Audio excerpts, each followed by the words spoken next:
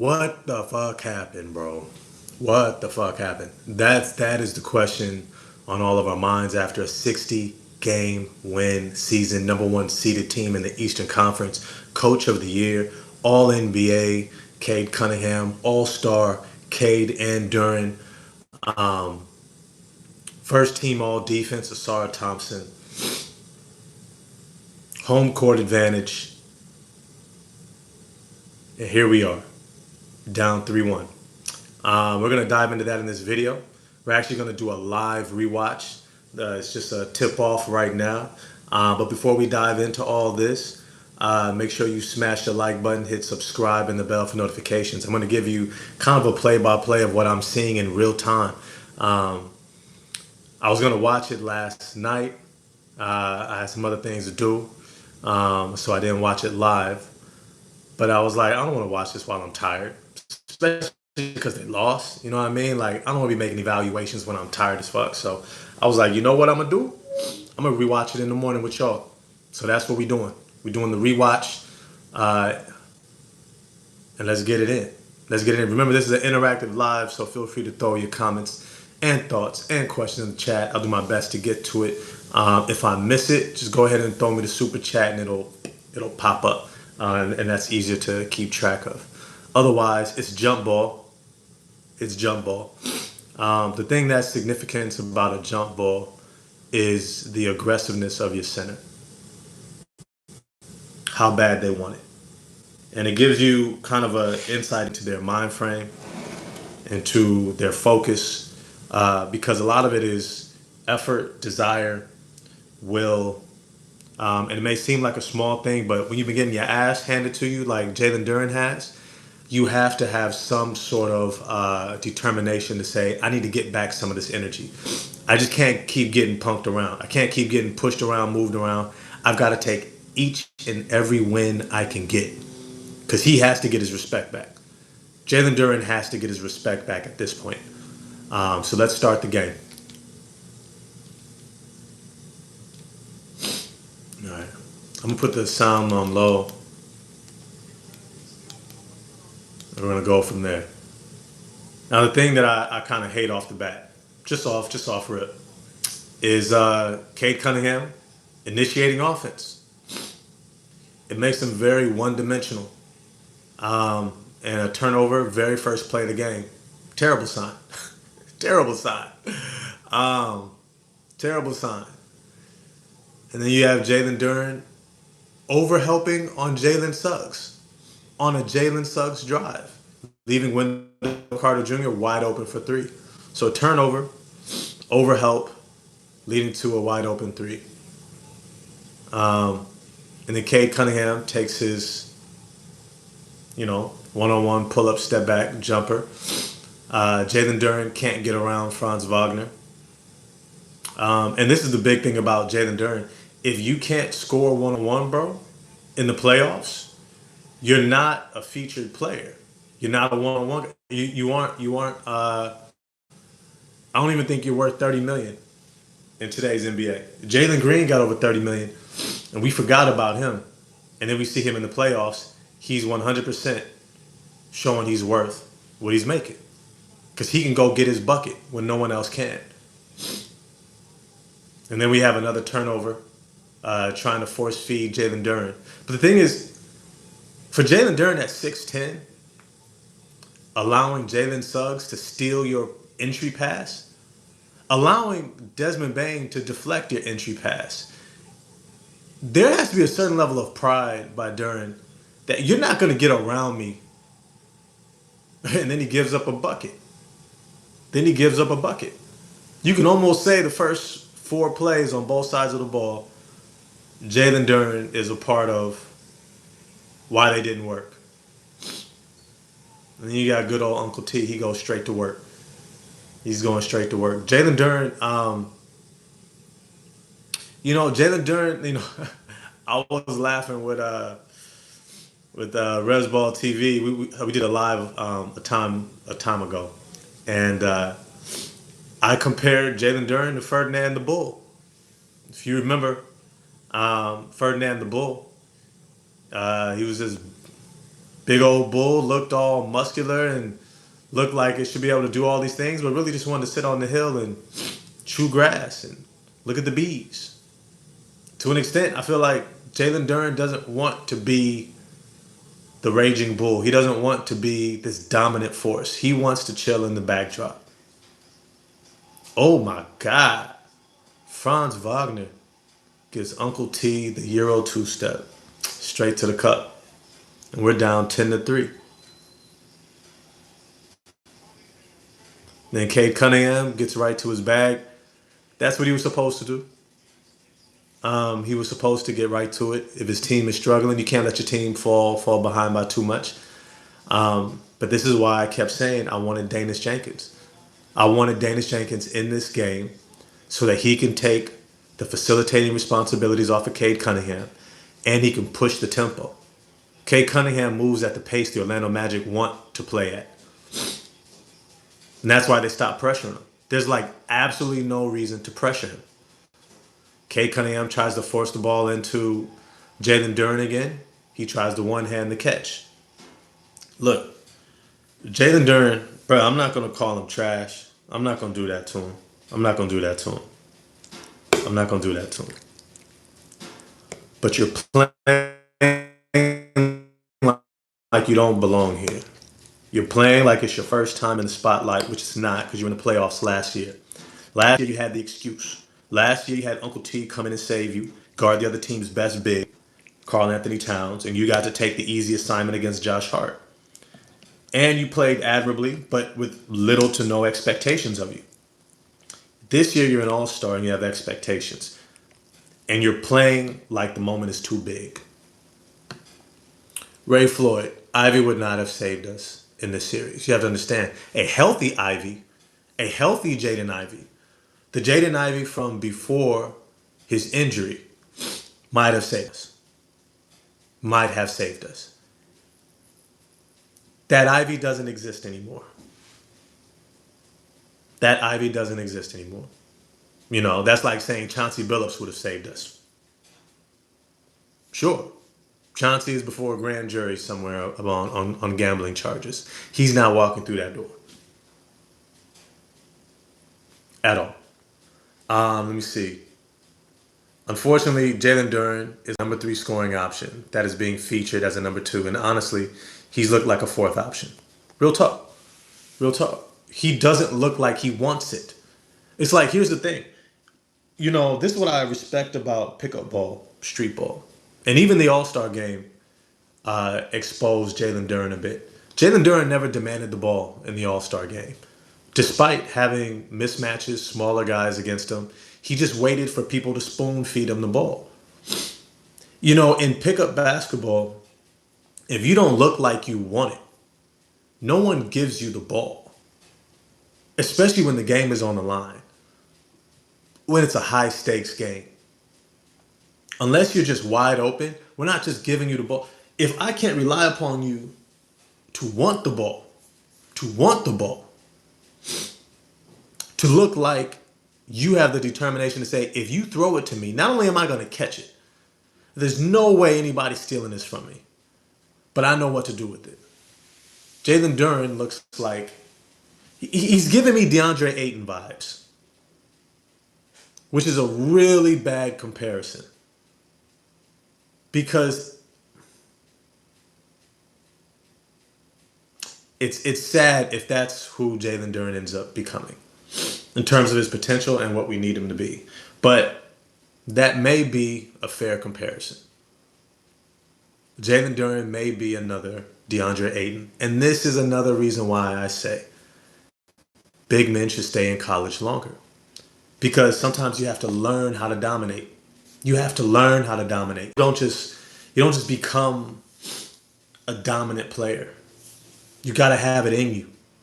And if you haven't been able to dominate at the college level, and what's sad is to some extent DeAndre Ayton was, I just think he ran into a Monty Williams that tried to make him into a defensive-minded center.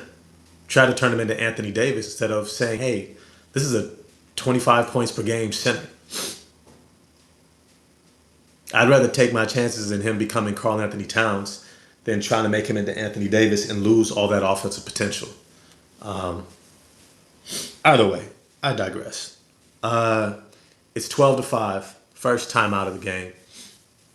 This is the worst start we could have had for a game four. The absolute worst start that we could have had. Um,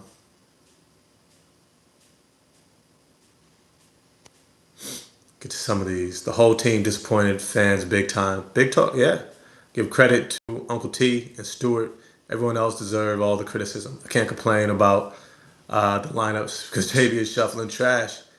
Um, Playing pickleball, you're the best player, but you got weak teammates to double you everywhere you go. You're not gonna like it. That's what's happened with Thompson.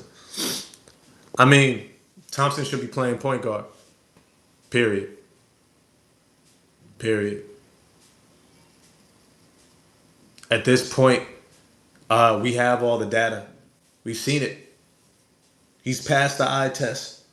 If for nothing else, he takes Cade off of the ball and he preserves his legs. And in this series, we needed Cade Cunningham to be a scorer, not a facilitator. We need 35 or more points out of Cade Cunningham to have a chance to win these games. So we have to let him use his energy for that, not for trying to set up Jalen Duren, who doesn't want the ball, or Duncan Robinson, who can't get open or get his shot off. It's not the recipe for our success, and we should have known that. We should have known that. It's a little disappointing. Um, why can't Cade have these guys ready? Because Cade hasn't felt the pain of not having them ready yet. He will this summer. But until Cade Cunningham experiences the pain of his team not being ready, and this series is it. This series is it. He's going to have to eat this one. And we're going to have to talk about it all summer long.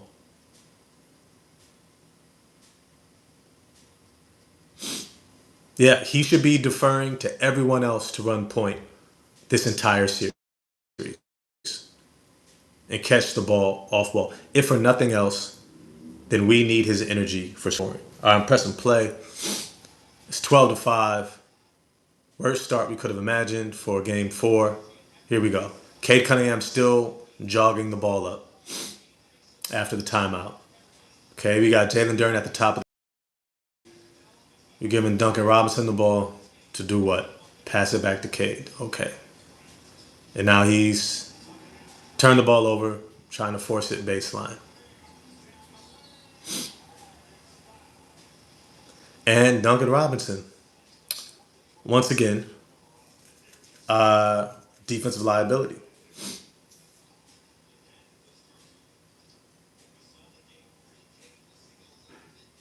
Okay, just loses the ball. You know, you have to figure out a way to get Cade easy looks. And I love seeing John Morant and Jaren Jackson Jr. sitting there because I couldn't help but think how much they could help one of these two teams. Could you imagine John Morant on either of these two teams? Healthy John Morant. Just give me 60 games. That's it. Give me 60 games in a playoff run. John Morant. Completely transform this team. Jaren Jackson Jr. Completely.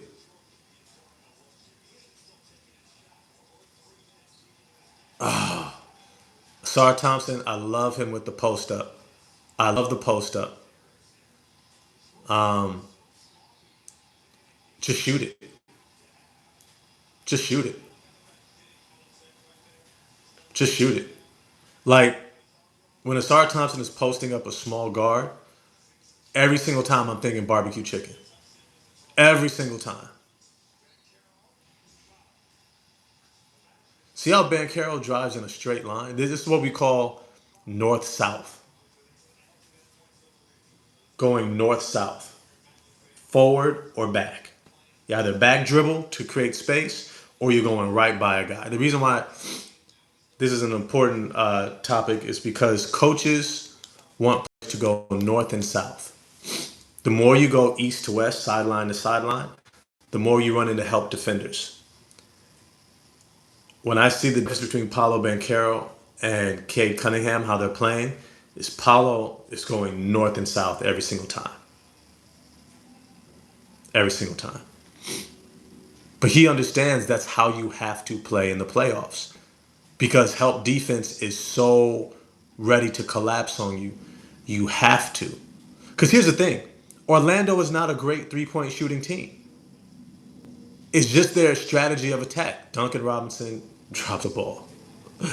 Oh, wow. Franz Wagner knocks Jalen Duren over to score. Orlando is just more ready. Orlando has had more battles. Cade Cunningham turns it over. Damn. No ball security. Absolutely no ball security. Why is Danish Jenkins not in the game? And here comes Uncle T. All right, you guys. Let me go do what I got to do.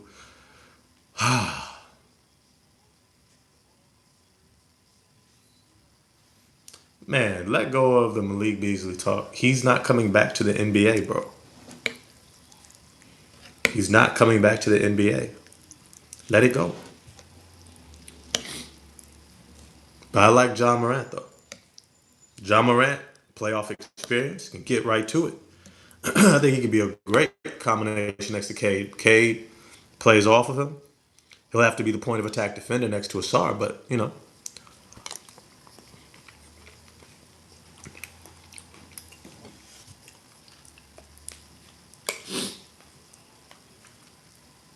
I still want like a veteran mentor for Asar Thompson. I would love him to work with Andre Iguodala. There you go, Asar. Good pull up. Even though you miss, I don't care. Oh, great pull up jump shot. I want good. Like here's the thing. When you're a coach, what you're looking for, fuck. You almost turn it over again. When you are, ooh, will Dylan Harper be better than Cade? Ray Floyd. We're getting into it. Ooh, Ray Floyd. I'm gonna be honest with you. Dylan Harper is the truth. Dylan Harper is the truth. They will be rivals. I'll say that much. Expect De'Aaron Fox to get traded.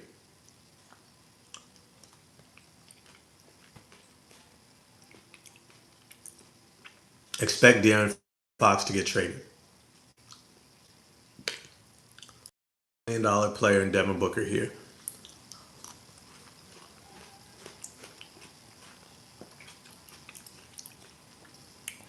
No.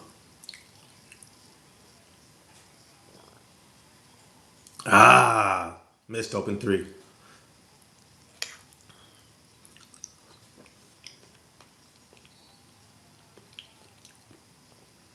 Cade Cunningham with his second foul.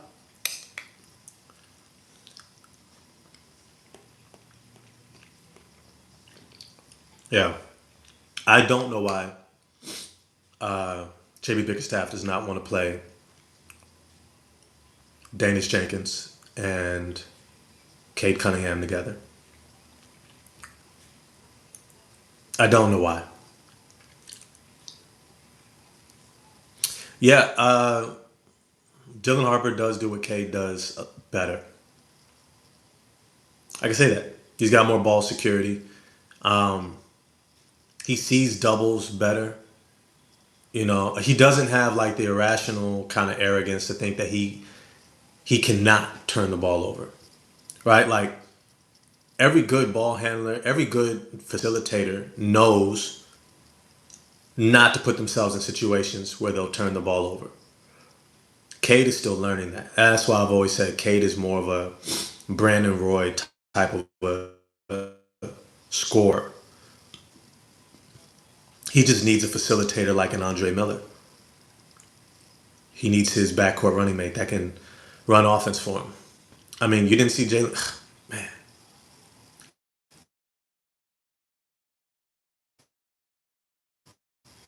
Pull up jump shot. Oh, we got a pull up jump shot from Jalen Duren. We got a pull up jump shot from Jalen Duren. Wow. Looks smooth and under control. I still don't want. I don't know why Duncan Robinson is still out there. I don't. Duran, would you stop trying to one hand rebounds, bro? It's gonna sound like I'm getting on Duran a lot because he just does a lot that it be on some bullshit. Not boxing out, sealing.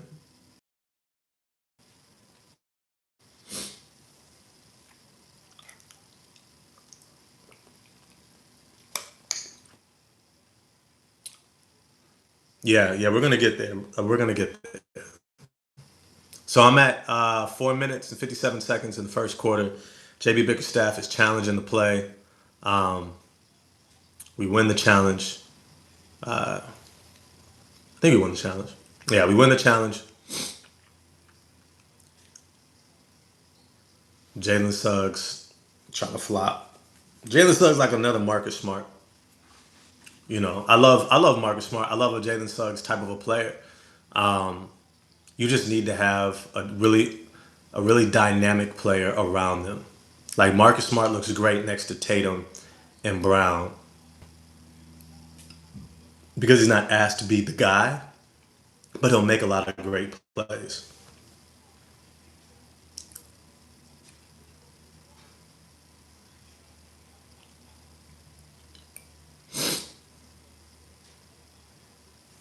Yeah. All right. So here we go. Yeah, we never scored a field goal in the last five. You know, I think there's going to be a lot that the Detroit Pistons can learn from this series. That they can learn from how they've played, because this is exposing everything. This series, like, let me be honest with y'all. There is not a better defensive team in these playoffs, at least in the Eastern Conference, than the Orlando Magic. The Orlando Magic are the best defensive team in these playoffs in the Eastern Conference. They play on a string. They know their responsibilities. They know what to do. They know how to grind. They know how to fight and scrap for each and every play.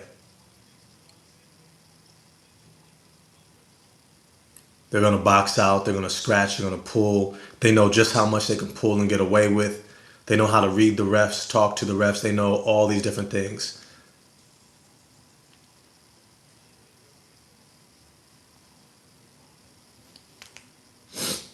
Yeah.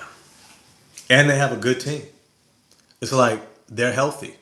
These are the Orlando Magic that everyone thought was going to appear all season long. But all the injuries to Franz, Paulo, Bain, Suggs, never had an opportunity to put it all together.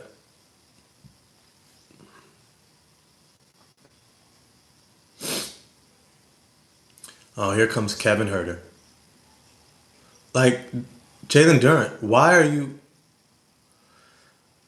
Cade hits the three. I like that he's coming off the ball to score. Jalen Durant, you got to be able to gauge when there's an opening, when it's isolation, one on one, and there's openings on both sides, and when it's not. And when it's not. It's like he keeps driving into traffic as if it's not there, as if they're not going to reach on the ball. I don't get it. People were like, he needs to work with Rasheed Wallace. No, he doesn't. He's plays nothing like Rasheed Wallace. Um, oh wow, Jalen Duran finally got an offensive rebound. That kind of just fell into his lap. I'm looking forward to the day. I mean, he's only 22 years old. But I'm looking forward to the day where Jalen Duran knows how to just use his force and his size to take over a game. Jalen Duran should be a constant space clearer, like a constant space clearer. Like whoever's in his area is getting cleared the fuck out because he's got the wingspan, he's got the size, the height, the strength. Jalen Duren take his second jumper. Okay. At least he's recognizing the shots he is being given. He just got to shoot it balanced.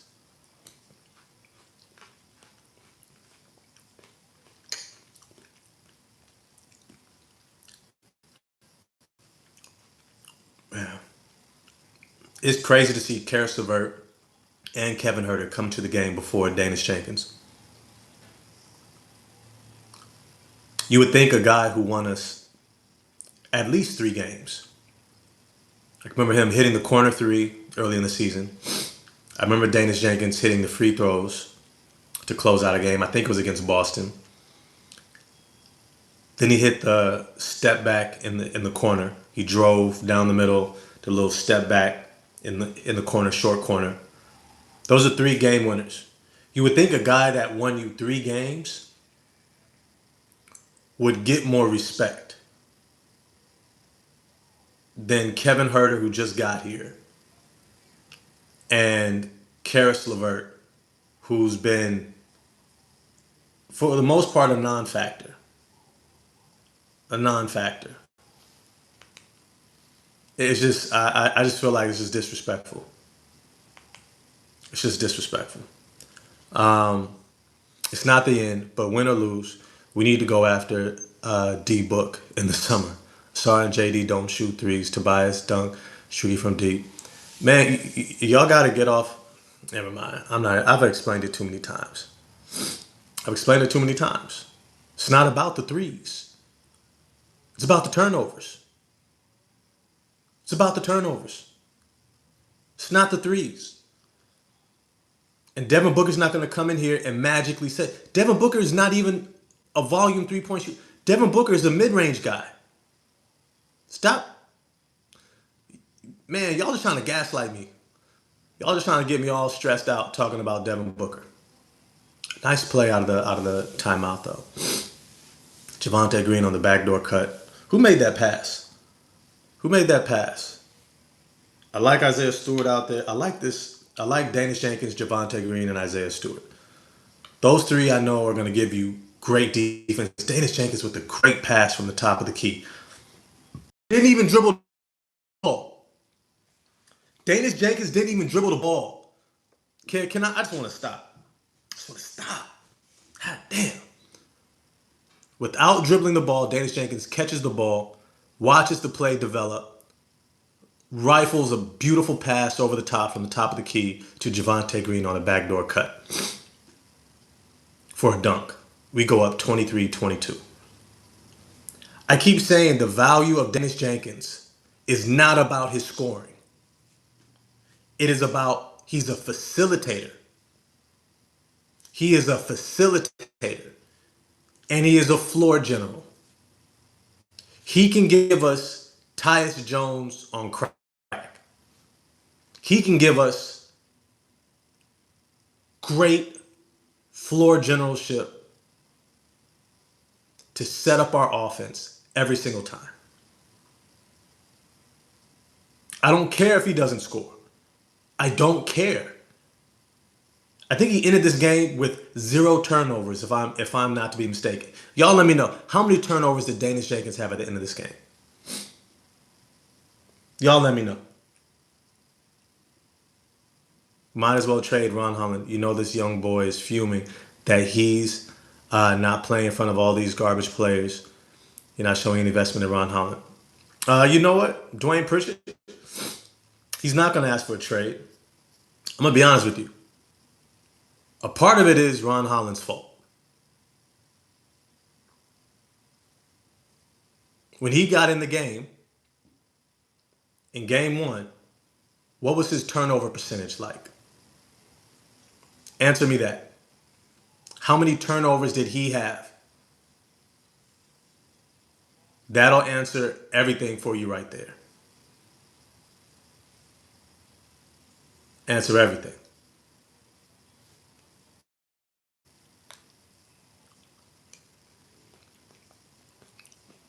Yeah, they're being outcoached. He's not willing to do anything new. And he's not even willing to double down on what he's not willing to double down heavily on Cade Cunningham. like really having to look at JB Bickerstaff. We're really having to look at him. I mean, a renowned creator and facilitator. I don't know about renowned. I mean, who is renowned on Orlando? Ooh, Danish Jenkins to the cup with the left. I don't know how you not see these two plays that Danish Jenkins makes in the first quarter and say, man, if we can just get more of that, I'd rather bet on that than Karis LeVert, than and the great pass by Dennis Jenkins to Karis LeVert for the layup. It gets goaltended. I don't. This first quarter alone has given me all the point guard we need vibes. I don't care what he does for the rest of the game, bro. For the rest of the game. For the rest of the game. What are we talking about? And instead of bringing Duncan Robinson back in, I would have brought in what's his name? I would have brought in Paul Reed. There you go.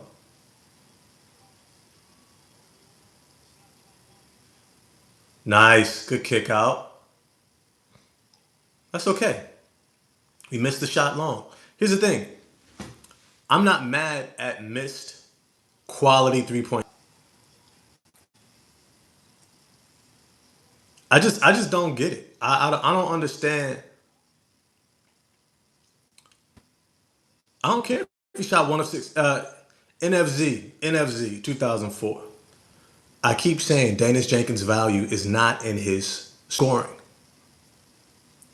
It's in his ability to run the show without turning the ball over, getting the ball to where it needs to go. What do our guys struggle with? Turning the ball over.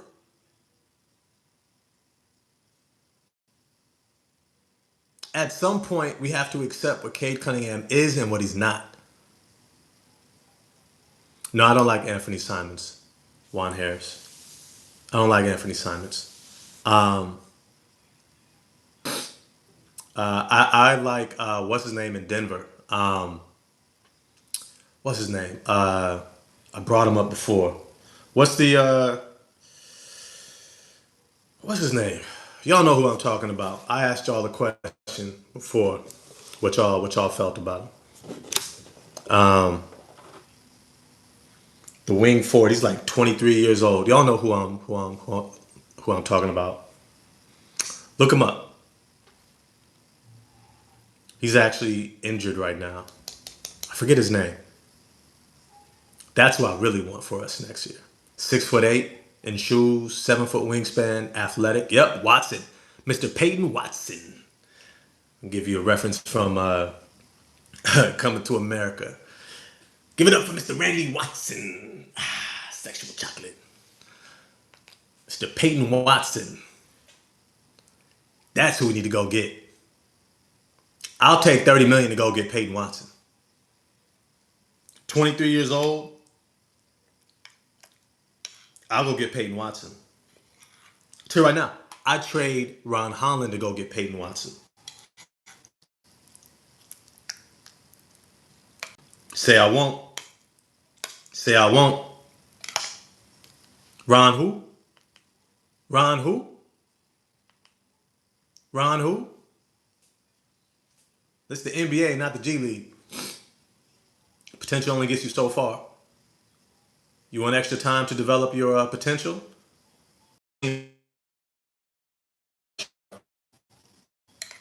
Go get me Peyton Watson.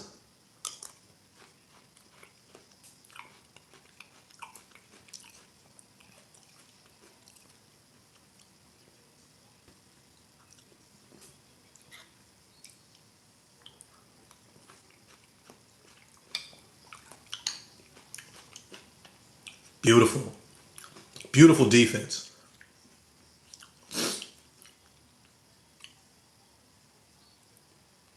Ah,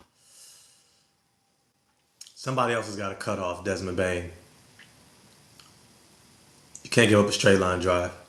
And Javante, you got to sprint to get in front of him. But Bain is coming. Yeah, I get it. Somebody has to hedge, make Desmond Bain think that they're going to cut him off. Either way, Bob Marley grandson, I'll take it. But I'm more of a Peter Tosh guy. You feel me? I'm more of a Peter Tosh guy. Yeah, if we can get a Peyton Watson in here,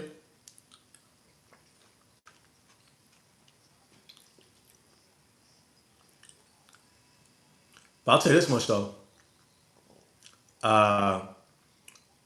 Trajan Langdon is gonna have to earn his money this summer.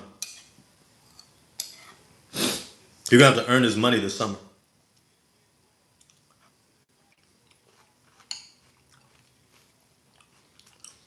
Yeah, right now Jalen Duren is a $22 million guy. Jalen Duren is. See, this is beautiful. Hold on. Let me go back. Dennis Jenkins picks up Anthony Black at the beginning of the second quarter, all 94 feet.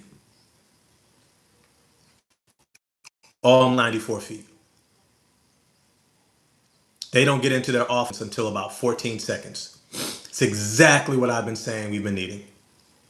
Exactly what I've been saying we need. How do you slow down the Orlando Magic offense?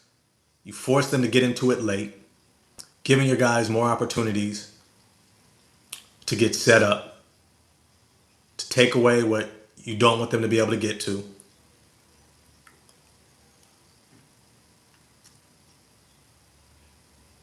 Yeah, I love Jalen Duren too, but he's not a $30 million player. You might be able to say, well, he's only 22 years old, he'll get better. Has he not always been this guy?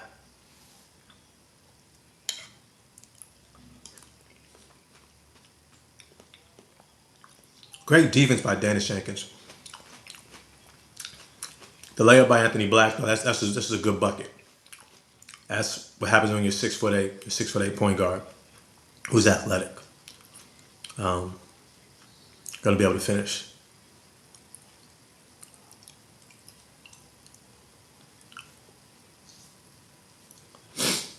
Yeah.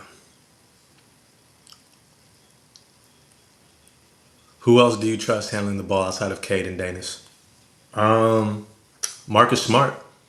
But I think we need to just turn Marcus Smart loose. I mean, sorry, not Marcus Smart, Marcus Sasser. You've got to turn Marcus Sasser loose. Okay, so Isaiah Stewart at the beginning of the second quarter hits a three. How many threes does he end up taking by the end of the game? Y'all let me know. How many threes does Isaiah Stewart end up taking by the end of the game?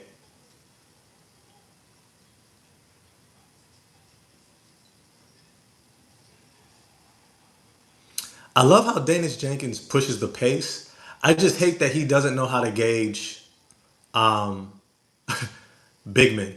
He doesn't know how to gauge how close big men are to being able to block a shot. He has to understand, like,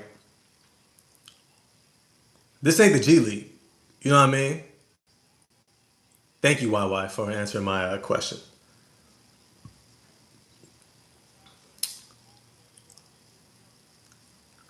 So Isaiah Stewart swishes a three-point shot. Doesn't take another three for the rest of the game.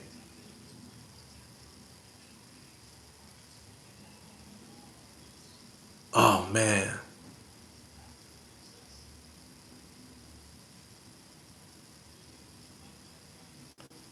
Damn, that's a hard fall. Isaiah Stewart. Great block, though. That's a scary fall, bro. That's a scary fall. He blocks a shot. He kind of hyperextends that knee a little bit. Ooh, that's that. That's that 25-year-old patella. 30 something, you sit your ass down after that type of fall. Nah, Man, stop forcing it. Karis LeVert, man. Fuck. Oh, good contest, Danis. Man, I love Danis Jenkins' defense, bro. Bro. I love his defense, bro.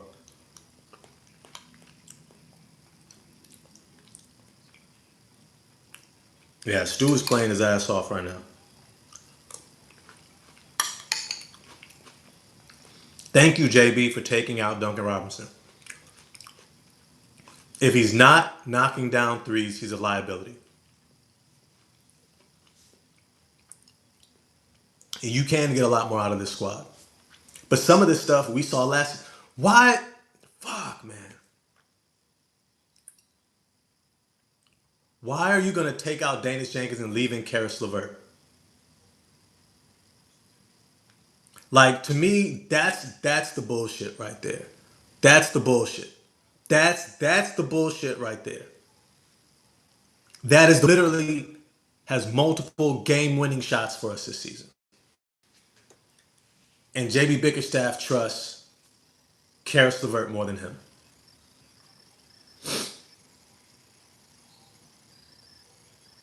Okay, Asar.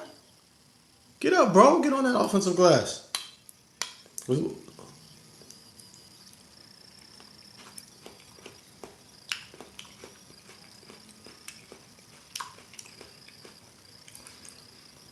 Man, when Asar puts it all together, bro,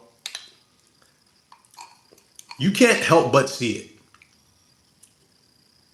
Like, people try to lump Asar Thompson and Ron Holland together. They are worlds apart, bro. Worlds apart. Worlds apart. Yeah. I say Isaiah Stewart, Danis Jenkins can hold their heads high. My thing is, look, if you're a defensive minded team, if your pedigree, if your identity as a team is defense, I'm not judging and evaluating you based on how many threes you make. I'm evaluating you on how well you stuck to who you're supposed to be. A great defensive team.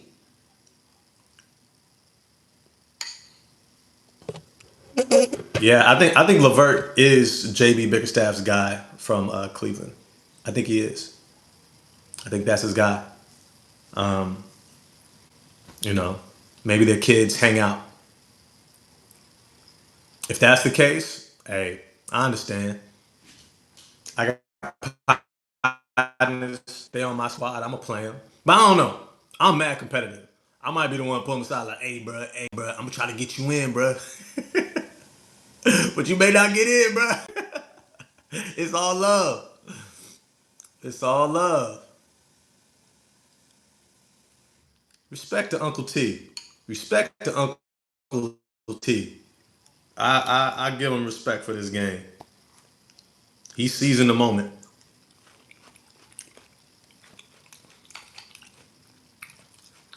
See, this is how you have to play playoff basketball games.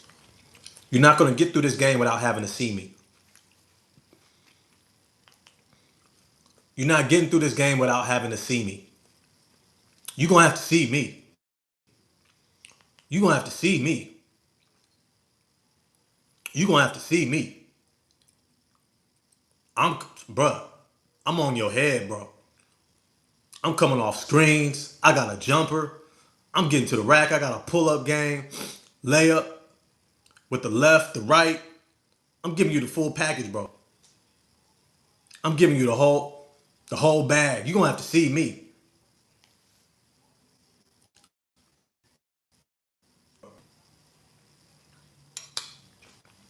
Okay, Cade. Tobias Harris.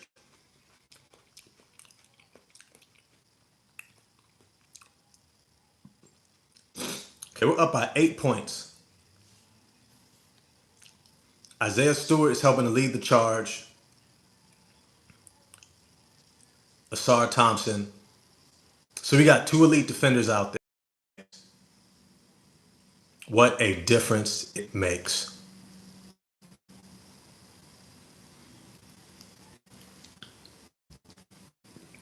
Let me see what I said about Dennis. He's up under a microscope. When the coach don't trust you, you plan on Depression. Cade can get 70 turnovers in two. He doesn't do that up and down. You know, because of the All Star, I have different expectations for you in terms of like the things that we're committed to as a team. He holds you accountable. And that's the thing that they've said often about Greg Popovich. All his players, he holds you accountable through the line, whether you're number 1 or number 15. Holds you accountable. Expectations, but the thing is also he gives you opportunities throughout the season. He's going to give you opportunities. And when you prove yourself, he's going to be like, bet. Expectation. Eric Spoelstra's a coach like that too. Shout out to Jamal Cain. Um, you know, Jamal Cain in Orlando played for the Miami Heat and Eric Spoelstra. Just one of those coaches. He coaches everybody.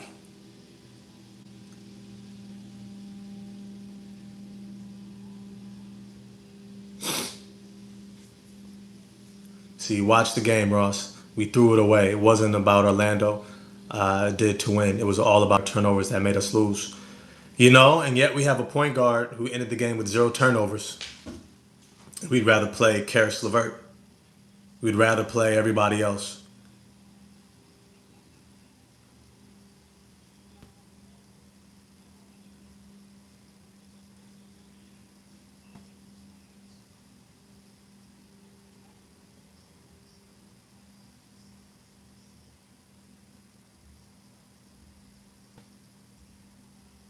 Oh no.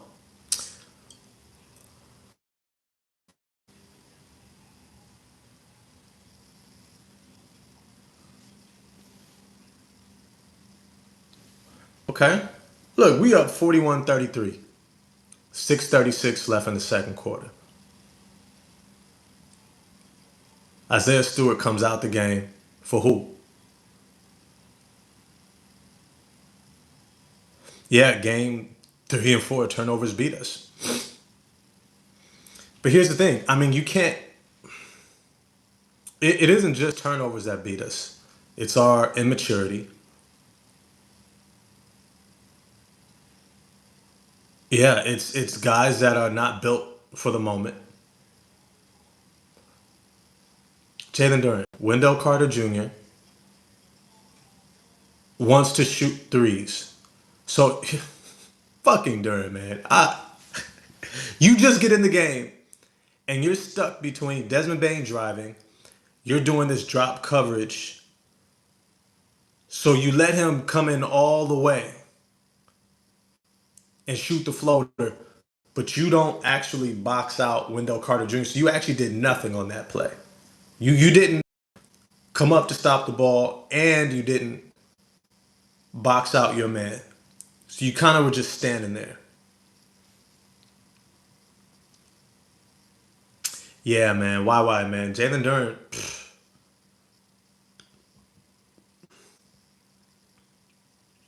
I appreciate Javante Green out there. I would have rather had Dennis Jenkins because you have another facilitator.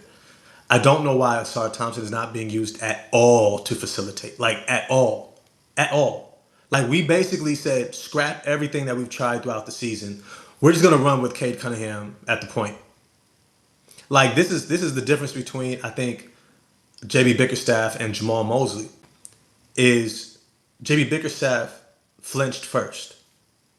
I see that he's trying to make the adjustment and play Javante Green instead of Duncan Robinson in these starter minutes. I appreciate that. I'm not mad at that at all. But I will say this. You flinched first a long time ago. When you started giving up defense for more offense to close out games throughout the regular season, I started calling that out.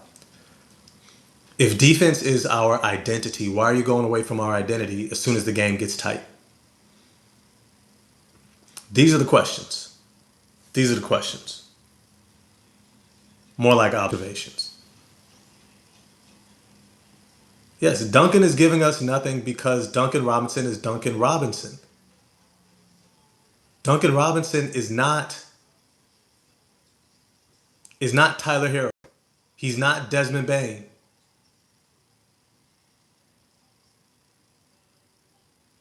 Give it back to Asar. Duren, what the fuck? Oh my God. You're going to throw a one-handed pass. It ends up in a three. We'll take it. We'll take it. Um, no, don't force it to Duren, bro. No, that's not on you, Kate. Yes, it is on you. Why are you forcing to a guy who clearly doesn't want the ball? Jalen Duren clearly does not. Do you look at Jalen Duren and go, this guy wants it? This guy is going to take us home? Hell no. Hell no. Hell no.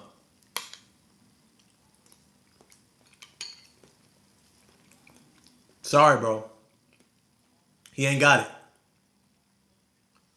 Wow. Franz Wagner just playing big, playing bully ball over Caden Assar. That's telling.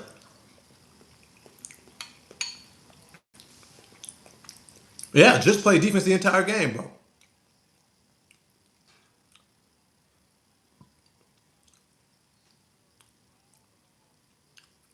Good move. I'm gonna give credit where credit is due for Duran. A good ISO one-on-one move against Franz Wagner. Probably should have did it 20 minutes sooner before the double came, but he still was able to split the double with the spin. He's getting to the free throw line. Let's see if he makes his free throws. See, think about Jalen Duren. He's still worth 22 million.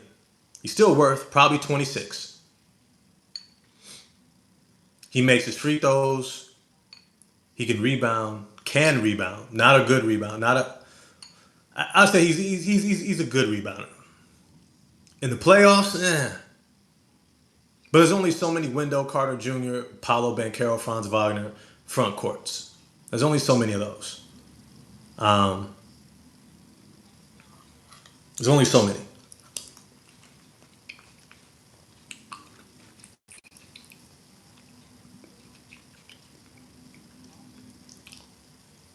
Great defense. Let's go, Asar.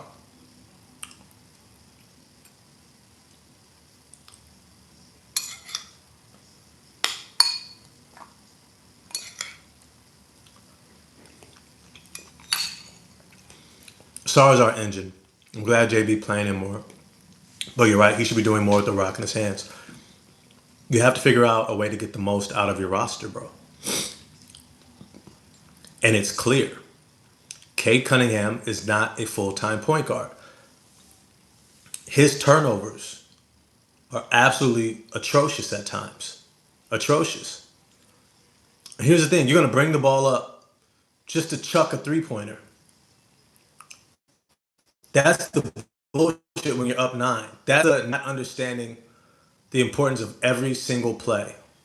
Duncan Robinson, no help defense. Paolo Banchero, blow by, getting straight to it. I mean, that's the difference in the attacks. Paolo Banchero, Franz Wagner, straight line drives.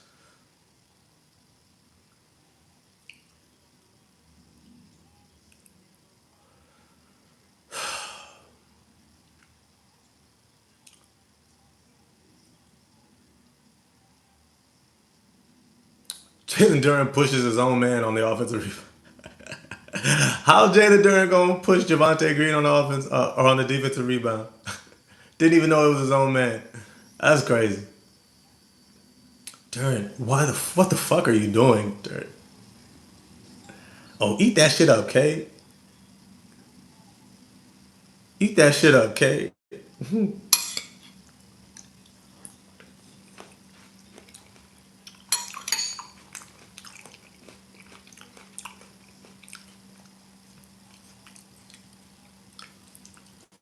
I love how Cade Cunningham has said, I'm giving nothing to Jalen Suggs. He's like, I've played with this dude my whole life. I ain't giving him shit. I ain't giving him shit. You ain't ever gonna be better than me, bro. You ain't ever gonna be better than me, bro. We gonna be dead in heaven playing hoop. I'm still gonna be better than you. I'm still gonna be better than you.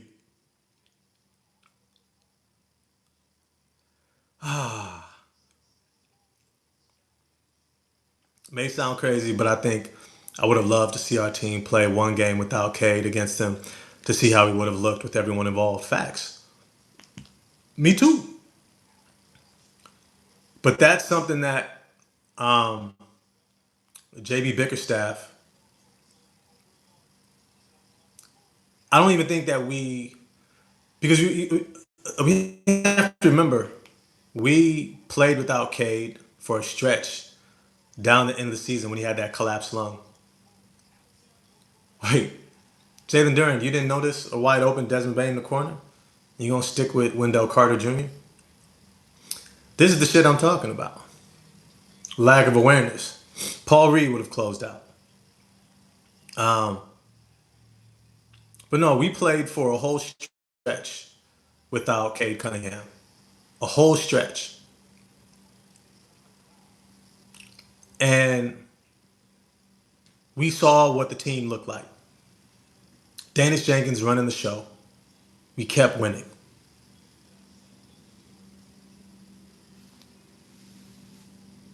What do y'all think about Mikal Bridges?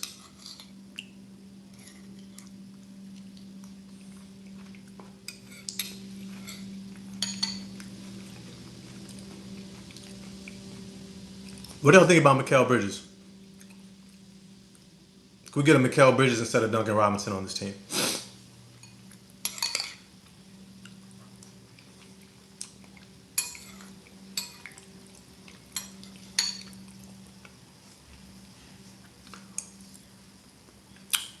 With us. With us. What do you think about Mikal Bridges on this team instead of Duncan Robinson? New York is looking to get its salary cap under control. Um,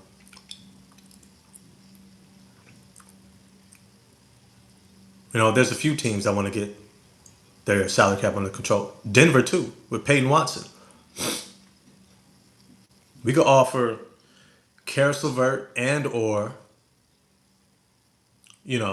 maybe a draft pick.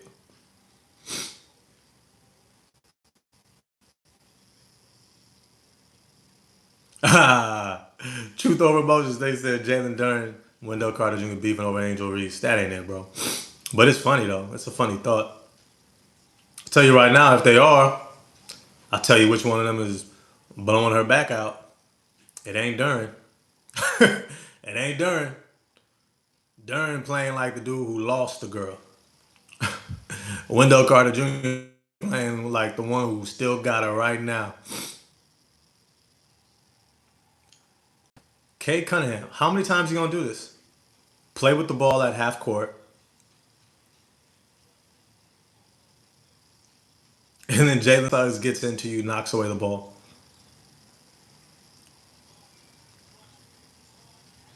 And then Franz Wagner, here he comes. What? Cade Cunningham smiling about it. It's like, where the fuck is your head at, bro? Where's your head at, bro? This is why you need Danish Jenkins. This is why you need another ball handler on the court with Cade Cunningham. I don't know how this is not a very obvious thing. Duncan Robinson catches the ball at half court, immediately gets pressed by Desmond Bain and gets overwhelmed. If Duncan Robinson is our starting shooting guard next season, I'm out, y'all. I'm out. I'm out.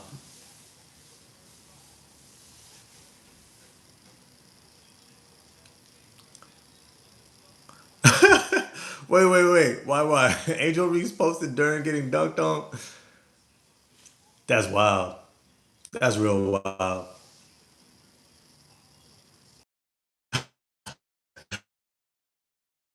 We got wait. The contracts of Duncan Robinson, Karis LeVert should be very attractive for a lot of teams.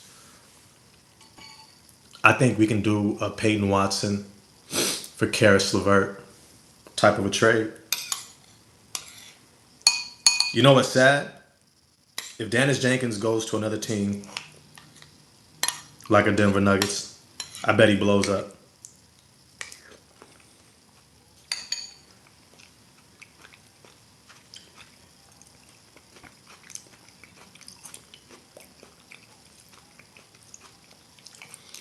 Man, plenty of people want to come to Detroit. What are you talking about? We're not a small market team, and we're winning.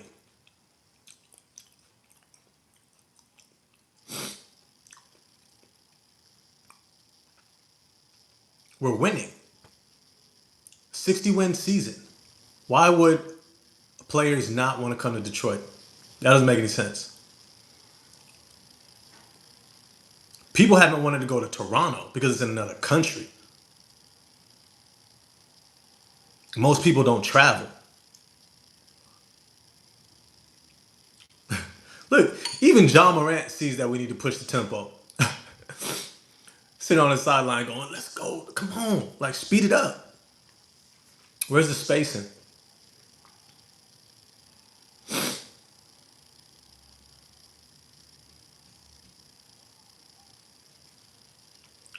Man,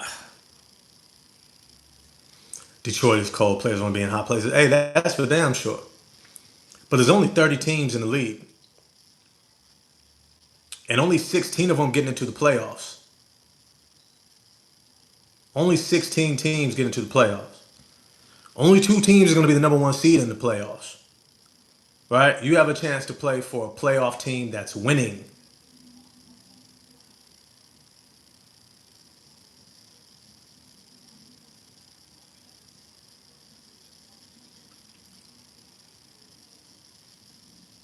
Nobody says medium market. It's either large or small. That's right. What's good, Mr. Tony J? It's good to see you in the house. Richard DMT, it's good to see you in the house as well. Dwayne Pritchett, Orlando Magic is the smarter, tougher defensive team. Everybody come in for Orlando is a goon. Hey, that's real talk. Is a goon, bro. Is a straight goon. Is a straight goon. Look, the reality is Jalen Duren has given us bad minutes. Duncan Robinson has given us bad minutes. And when I say bad minutes, I mean they're not flying around with this sense of urgency. They're not making plays. They're not out here getting the offense, like actually making the play, like not just like looking like you're giving effort. I mean, actually completing the making of a play. You didn't just get to the ball, you got the ball. You were able to deflect it to a teammate. You got the rebound. Like, go out and get it. Like, Duncan Robinson and Jalen Duren will never be on the Out the Mud podcast with Zach Randolph and Tony Allen, with TA and Zebo. So we were up 8 points in the second quarter. We go into the half down 2. Jalen Duren's minutes were trash for us. I'm not saying he's trash. I'm saying his minutes were trash for us in that second quarter.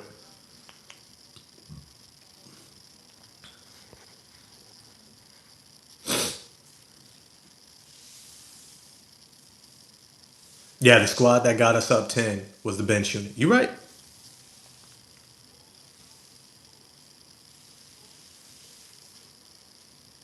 You know, the thing is,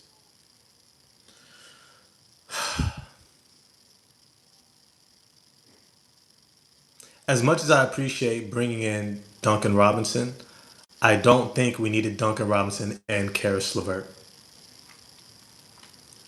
But those guys are excellent contracts to flip. Um, Along with Kevin Herter, those are excellent contracts to flip. That means trade for somebody else, alleviate some cap room for somebody else, and get a player that we prefer.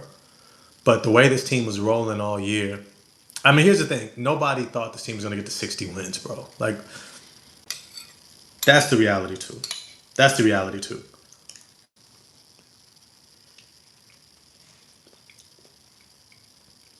But next year,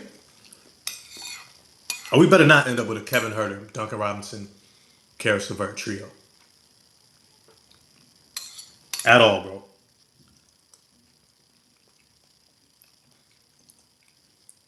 Because the reality is they took away developmental minutes for Ron Holland and Asar Thompson.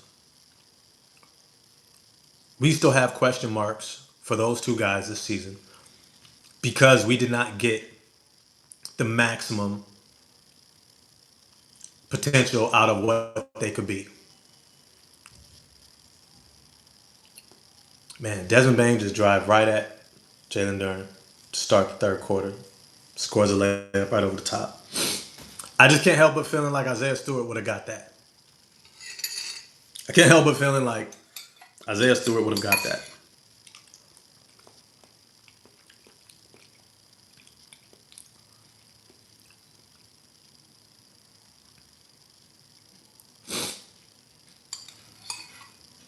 I like to see Cade Cunningham's patience on that pick and roll with Jalen Duren, getting downhill to that free throw line, a little pull-up jump shot.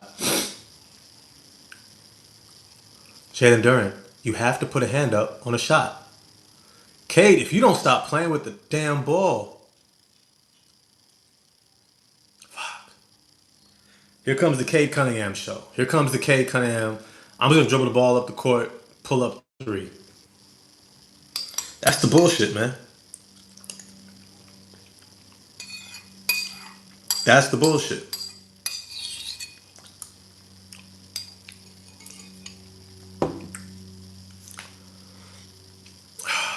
Even if you want to play Duncan Robinson, when he switches, what do you say?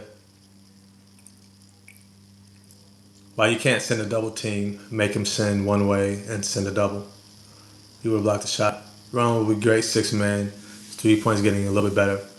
If he gets a lot better, the dream is him at shooting guard. Maybe. But I'm going to be honest.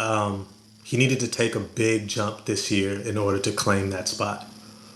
And he wasn't really given an opportunity to. JB Bickerstaff preferred Karis LeVert and Duncan Robinson. That's the reality of it. And Kevin Huerter. And it's not to say that I don't see why. They're veterans. They know what to do. Ron has to learn what to do. The reality is we didn't need Kevin Huerter on this team. If I'm going to be honest with you, I'm going to be 100% honest. Kevin Huerter is the guy who is good and can play the game to play with just about anybody, but not good enough to make the plays you need him to justify playing him when it matters the most. He's your 9th, 10th guy in a playoff rotation that you feel confident about. He could be your 9th or 10th guy on a playoff team, and you feel great with him right there. But if you have a Ron Holland option, you play Ron Holland. The problem is Ron Holland's not ready for this level of competition because he hasn't gotten the opportunity all year.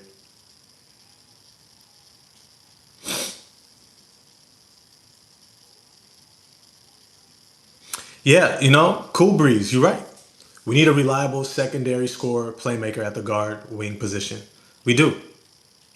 And we don't have it. We are settling for what's not it instead of trying to discover where we can find it. 56-56 in the third quarter. What do I think about Zach LaVine? Hell no. I've always said if Zach LaVine had heart, he would be Kobe Bryant. But he doesn't.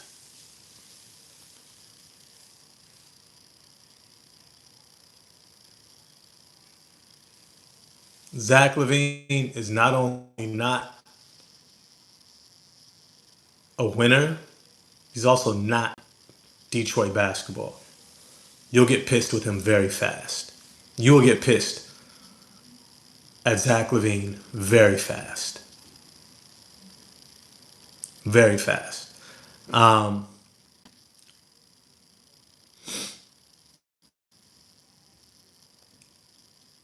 nah. He was not great with the Bulls. No, he wasn't. Lonzo, when he's healthy, when Lonzo Ball is healthy, which is never, um, he's great.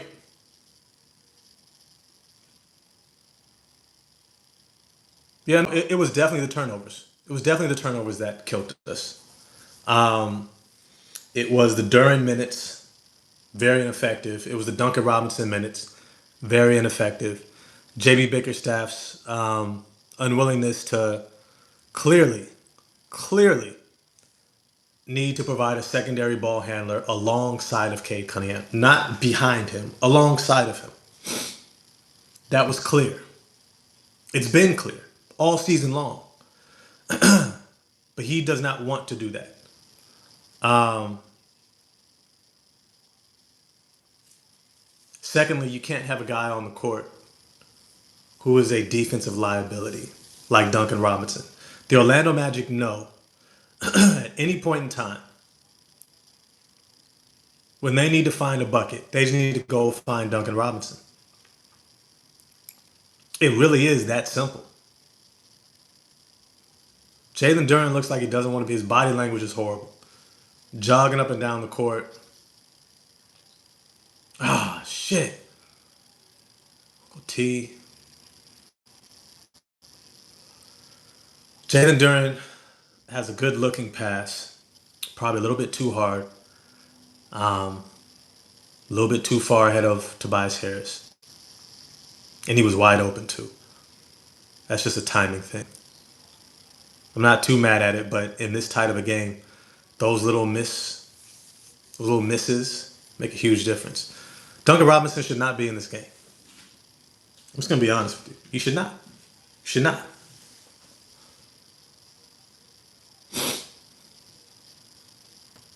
He should not.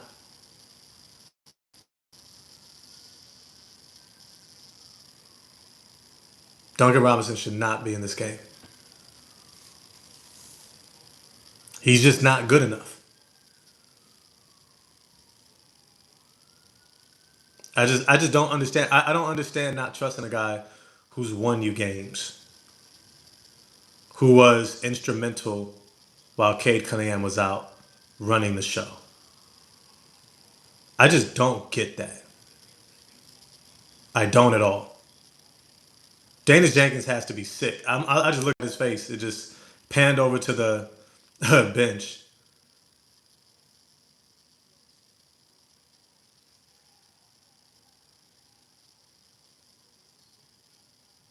Jalen Duren, you got to go up strong against Wendell Carter Jr.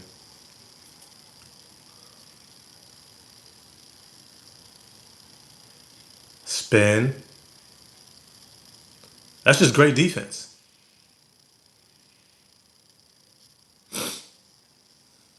You can't. You can't. You can't do that finesse shit in a physical game. You can't.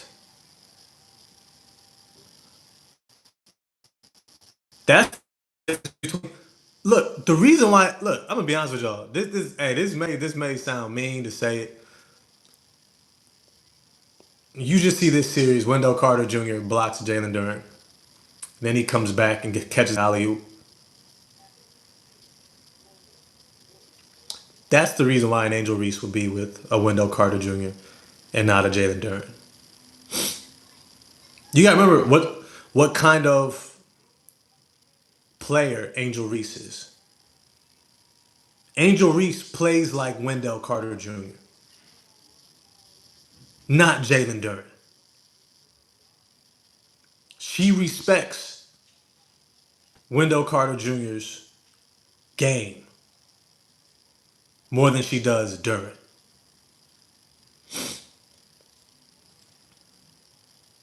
Look, Wendell Carter Jr., great defense on Tobias Harris. And then you have Jalen Duren can't catch the rebound. It literally falls into his hands and he jumps. We're in game four, Jalen Duren, and we can't rely on your hands to catch a rebound that falls into your lap.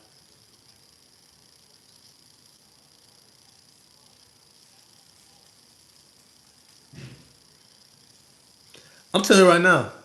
Tell you right now. Who would you want in a series? Who would you want in a dogfight? Who would you want? Wendell Carter Jr. or Jalen Duren? It's not even close, bro. One of them has got that dog in him. The other one don't. And it's clear. It's clear. It's clear. Yeah, Jalen Duren just looks like he's pouting out there. Like he's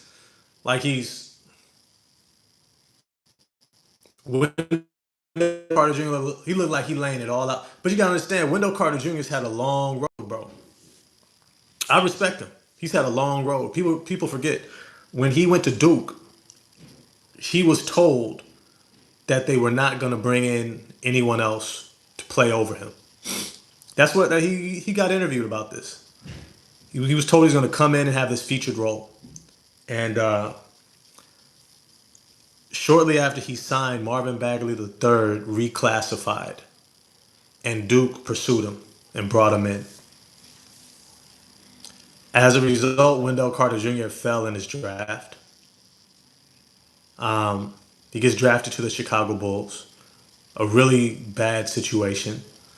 He gets hurt, and basically his early career, even with the Atlanta Magic, has been littered with injuries. He's been a really good player when he's healthy, but it's been a lot of injuries, a lot, and he has not had the opportunity to show himself. This moment right now in the playoffs to be healthy as much as possible to be available for his team, I think it's a moment that he doesn't take for granted. You contrast that with Jalen Duren, who's been spoon fed so far the first 4 years of his career. He's been spoon fed. Jalen Duren has been allowed to get opportunities even when he's not earning it. Um, he's been given all the chances that he could get. He's going to get his minutes, whether he plays like trash or not. He plays like he's more entitled. He doesn't look like he has that dog. Jalen Duren doesn't play like he's hungry. That's just what it is. Jalen Duren doesn't play hungry. Is he talented? Yes, incredibly talented. Incredibly, you'll never hear me say he's not talented.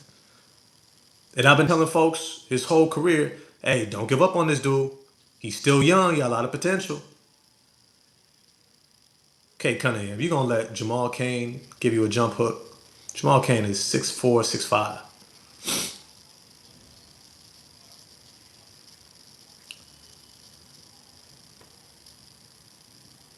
Look, Jalen Duren is what he is, but y'all got to bring in some more dogs around him. I'm still re-signing him if I'm Detroit. I'll give him between 24 and 26. I'm not giving him over 30. Let somebody else. Let somebody else. Give him that offer sheet, and then we'll match it or sign and trade. But giving him over 30 and you can't play him over 30 minutes, that ain't what this is. Yeah, they're asking for 38. They're not going to be asking for 38 after this series.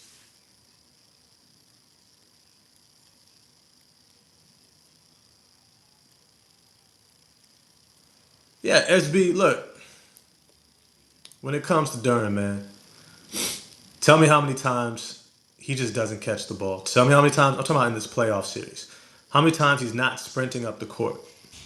He's just walking it up the court. And it's another reason why I keep saying you got to let Asar Thompson bring the ball up. Got to bring in Danish Jenkins to bring the ball up. Because when Cade Cunningham and Jalen Duren and Tobias Harris, they all move at the same pace. Karis LeVert, same pace. Duncan Robinson, same pace. Not guys who get out in transition. And it's tough to.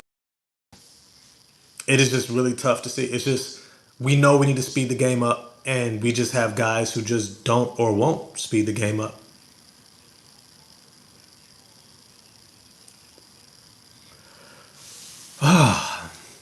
Yeah, careless LeVert. Yeah. Let me see.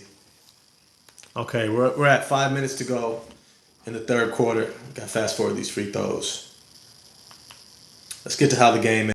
Still a 3-point game. We're right there. We're right there.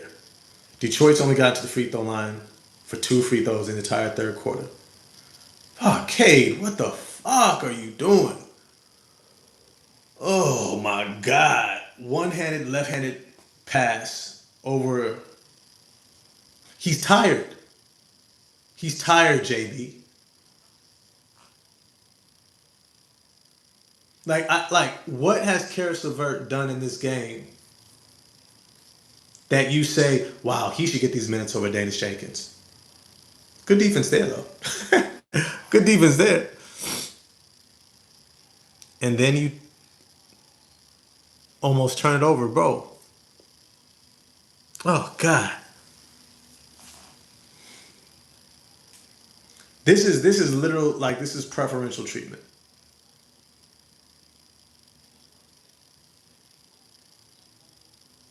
This is preferential treatment. This is I like him. I like him more than him. Is literally what this is. Karis LeVert has done nothing to be the first guy off the bench. At all. Nothing at all to be the first guy off the bench.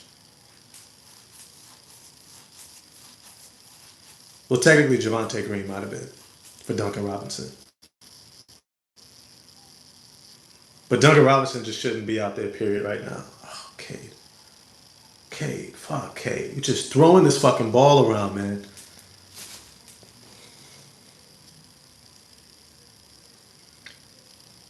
You just threw it at Javonte Green's feet on a fast break.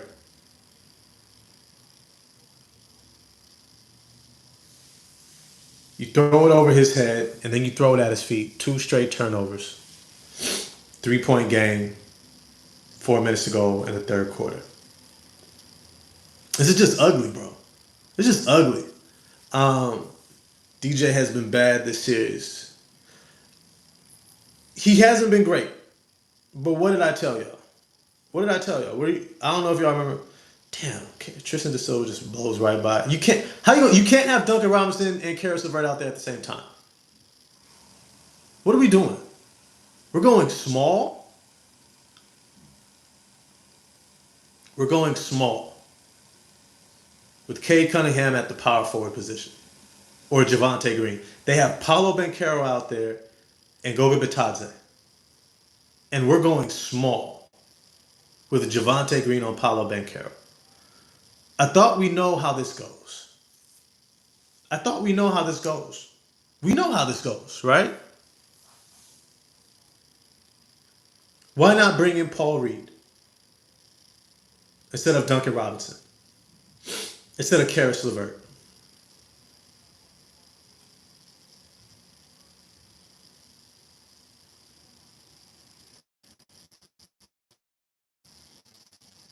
This is frustrating, bro. This is frustrating.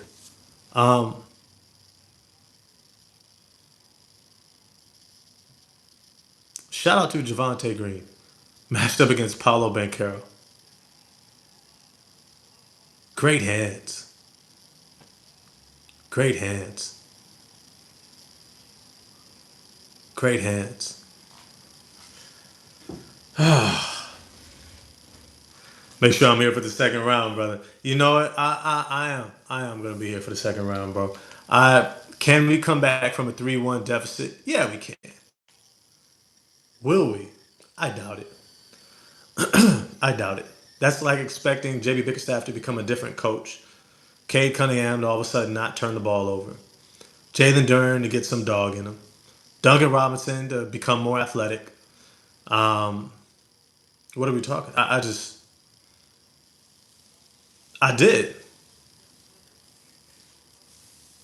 I did. I believed in these Pistons. I did not count on Jalen Duren shrinking. It's like absolutely shrinking. I didn't count on Duncan Robinson disappearing. I did not count on JB Bickerstaff's lack of adjustments. I said Danish Jenkins needs to be played heavily in this series so that he can get acclimated to playoff basketball because we're going to need him. We are going to absolutely need Danish Jenkins against the Cleveland Cavaliers.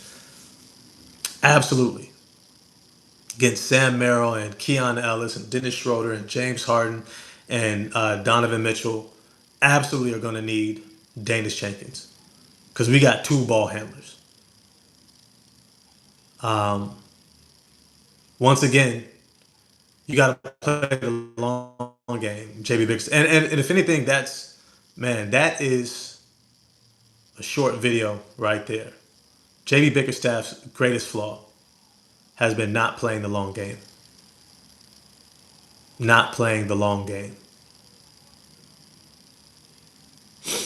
He has not thought about, he has not shown the recognition of the need to prepare his team for the playoffs through the rotations that he would experiment with intentionally, the the calling out of the bullshit, Jalen Duren not boxing out all season long, Cade Cunningham's turnovers all season long. I didn't see one press conference. And it's not about throwing those guys under the bus. It's being able to acknowledge what we're all seeing. Why are we not utilizing Isaiah Stewart at the 3-point line when we need 3-point shooting? And having a stretch big is probably one of the most valuable things that you can have in the NBA. If you have a big who can shoot threes, you 100% should be using that center to shoot threes. It is beyond, like, it shouldn't even be a secondary thought. Why aren't you getting Asar Thompson more involved in the offense? Especially when he's not a shooter. Let him run the point. Damn. And then Desmond Bain gives it to Duncan Robinson like he's not even there. There's levels to this, bro. There's levels to this. Duncan Robinson will never be Desmond Bain. The playoffs expose a team's weaknesses. Facts. Yep. Duncan Robinson with the travel. He's not a starting shooting guard.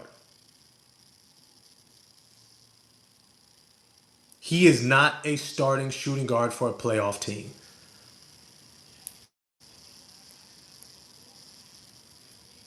Dwayne Pritchett.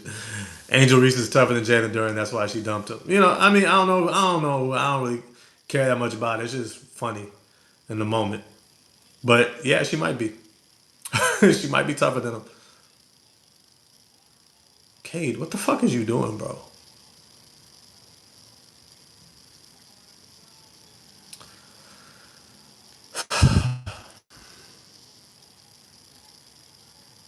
You see, this is what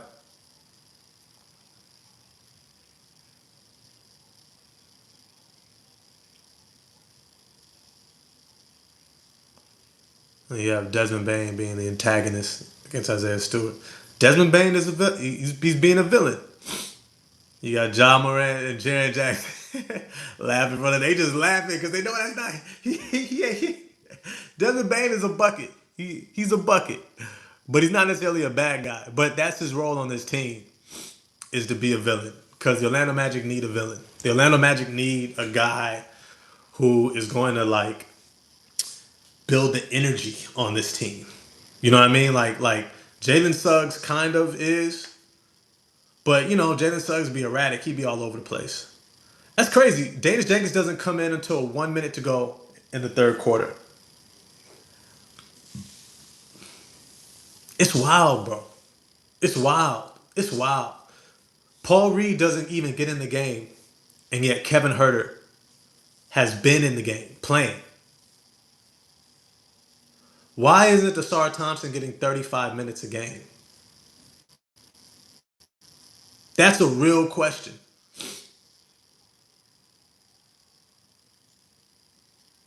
Danish Jenkins comes in the game, pick and pop, Stu. Pick and pop, Stu.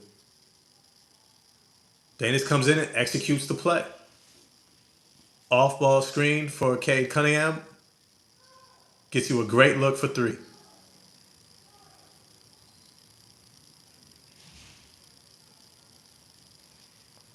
He misses it, but it's a great look.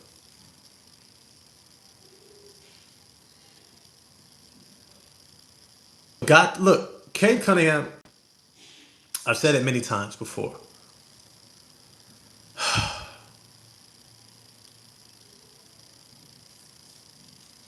Yes, we were getting cool breeze. We were getting more transition points throughout the regular season. That's also because we played our defensive players more. We played Javante Green more. But the thing is, um,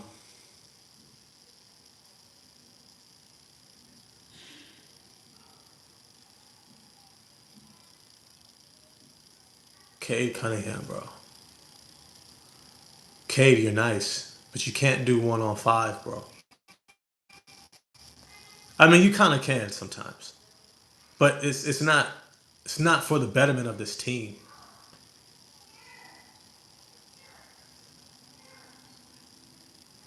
Fuck, and then we can't even get the rebound.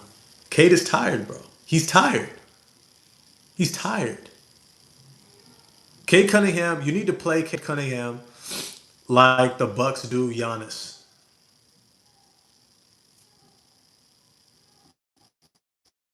You give him 32 minutes a game, no more, no less. Strict minutes. Because Cade Cunningham, when he gets tired, his effectiveness plummets off a cliff. It plummets. It plummets, bro. It's bad. It's bad. It's bad, bro. It's bad. Speaking of bad, we got 35 people in the chat, only 20 likes, bro. Hit the like button. Damn. Y'all don't want to hit a like button for a brother. That's crazy. That's crazy. Nah, bean cakes. Real talk. Real talk. Cade Cunningham has always gotten tired quick. He's never been a high endurance player. Never. He's never been a guy who's going to get you, who's going to play 40 minutes a game of greatness. See, even a LeBron can go into cruise mode and still be really effective. James Harden can go into cruise mode and be really effective. He can just run the show.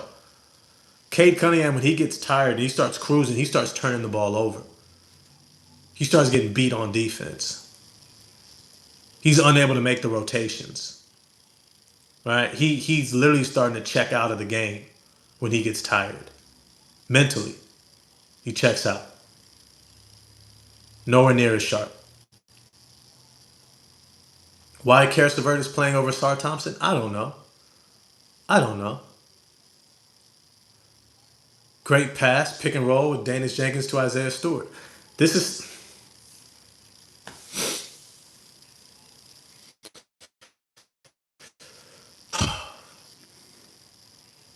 start Danius Jenkins. Start. I don't know how many ways to put it. Start Danius Jenkins.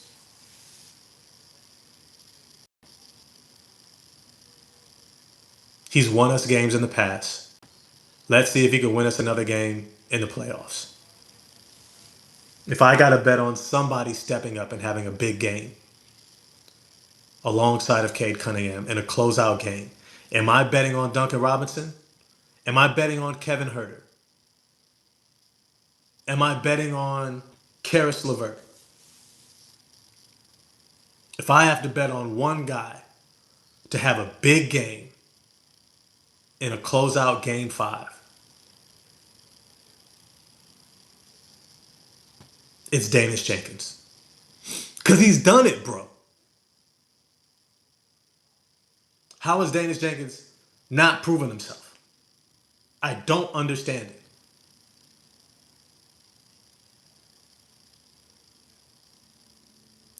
Like, as much as I like Javante Green has not, in any shape or form, been a facilitator, offensive initiator, even necessarily a high level scorer. He has not. Great defender, toughness, tough as nails. He's a dog. But we need more alongside of Cade Cunningham. It's a 4-point game, 10 and a half minutes to go in the fourth quarter.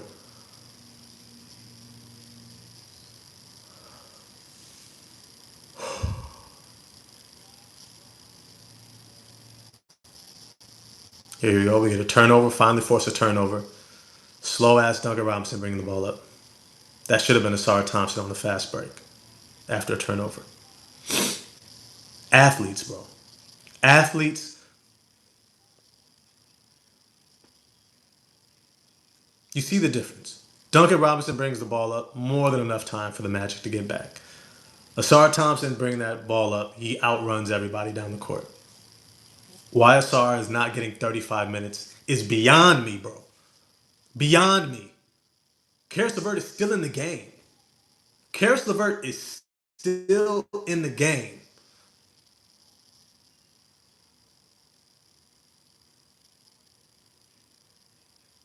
And I'm going to be screaming at the TV when Cade Cunningham comes in for Danish Jenkins and not Karis LeVert. Look at great defense by Danish Jenkins. Made Jalen Suggs fall, pick up the ball, switches, recovers, fights on the glass. Great energy, great speed on the perimeter. Gets downhill, fouled by Jamal Cain.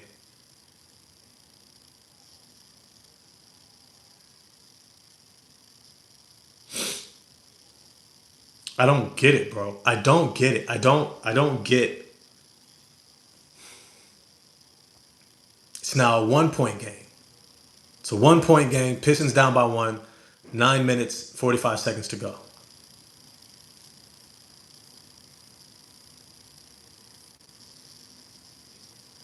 Bring in Asar Thompson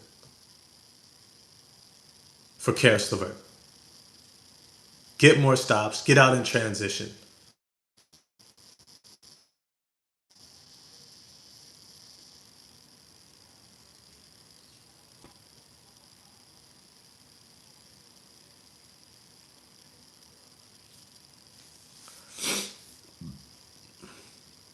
I don't get why Isaiah Stewart is not being utilized on the perimeter as a stretch big. I still don't get it.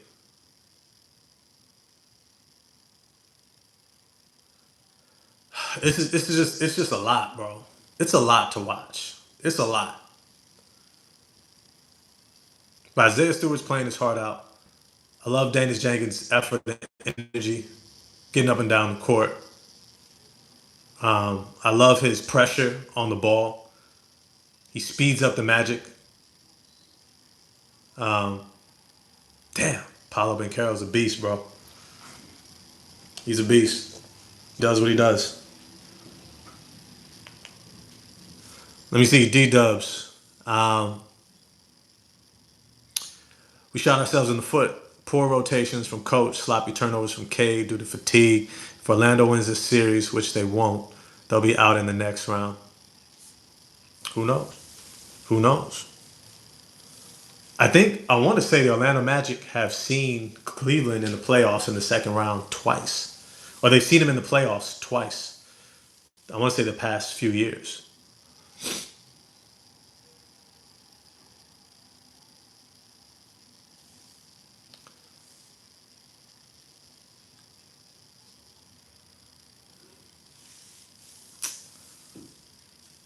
Don't take Stu out. Aw, Paolo Banchero acting over there. He's acting. Don't take him out though.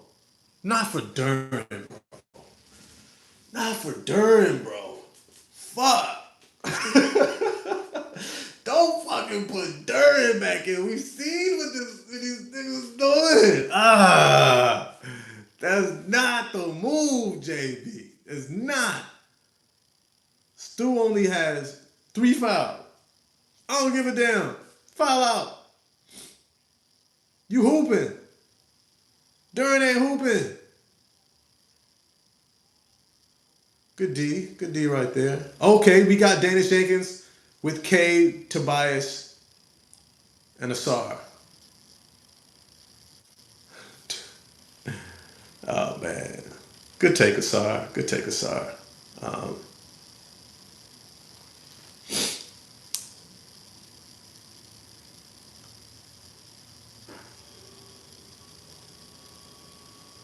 Duran, why would you turn your back to the ball? Asar's looking at you, bro. You never turn your back to the ball. Sorry, hits one of one free throw. It's a 3-point game. Hits the second free throw. That's a huge encouragement. Lasar Thompson taking pull up jump shots in the paint and hitting his free throws is great to me. It's great. Danish Jenkins is still in the game with Cade and Asar. I love that. Cade, you can't get blown by. You can't get blown by. Damn. Then you set your boy up. Cade, why are you guarding full court? You know that's not you. Duran, yeah, you a softy, bro. You a softy, bro. You got banged on by Jamal Cain. Damn, you got banged on. You can't say shit. You can't say shit. And y'all can't get the tip in.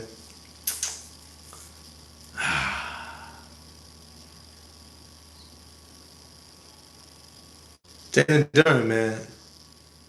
You supposed to be like Shaq. You're supposed to have a no-fly zone.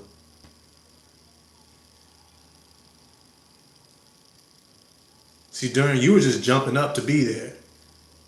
You were just happy to be there. You just wanted to be in the right spot. Jamal Cain came in with the, I'm about to put my stamp on this. Great defense by Danish Jenkins. That's what I'm talking about, bro. That's what I'm talking about. Why is Danish Jenkins don't get more minutes? Fuck. Hot damn, bro. How many times I gotta say this? How many times I gotta say this, bro?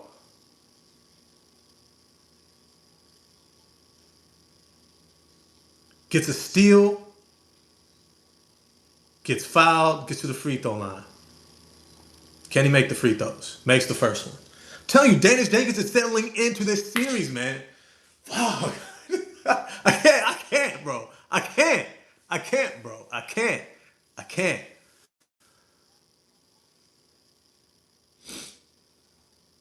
No, I've said it before. Rap 920, man. I said it. I've been saying it game in and game out. We cannot play from behind with the Orlando Magic. The Orlando Magic's whole game plan is to shoot a bunch of threes so they can get up early and play from in front and then rely on their defense. It's smart.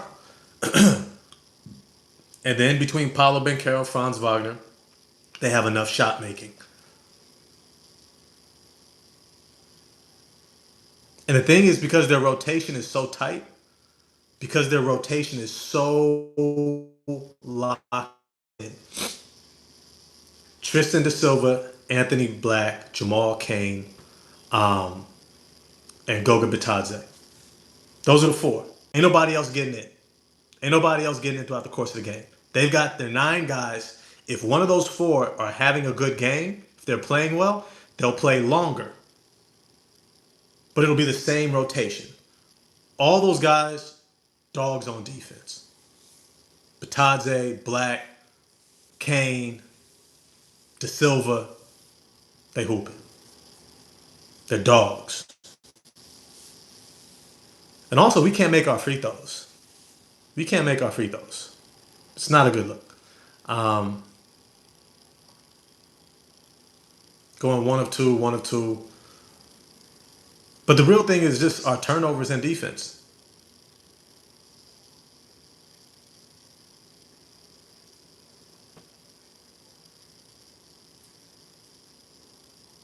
Don't take Dennis Jenkins out the fucking game. If you take Dennis Jenkins, JB Bickerstaff, fucking for Karis LeVert. What the fuck? What the fuck? What the fuck? You take Dennis Jenkins out the game for fucking Karis LeVert. Fucking Karis LeVert. Why are you in love with this motherfucker, Karis LeVert? Hot damn. Is he your son-in-law? What the fuck is the relation to Karis LeVert? The fuck? Thank you, Asar. Call for the fucking ball. Get Cade off of the ball. Now he can attack downhill.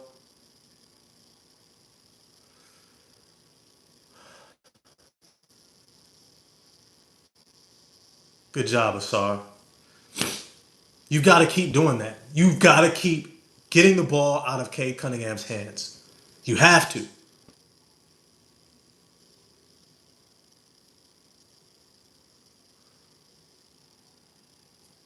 Fuck. Jalen Suggs hits a three in the corner.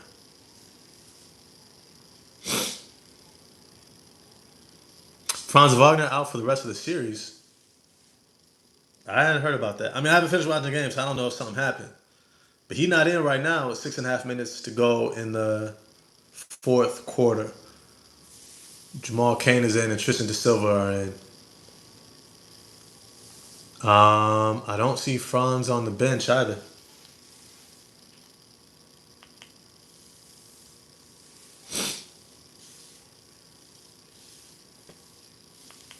Yeah, I don't see Franz on the bench. I don't know if he's hurt. Maybe he is. Not sure what I missed, but Cade Cunningham is on the free throw line. Is he going to make his free throws? Okay, makes the first.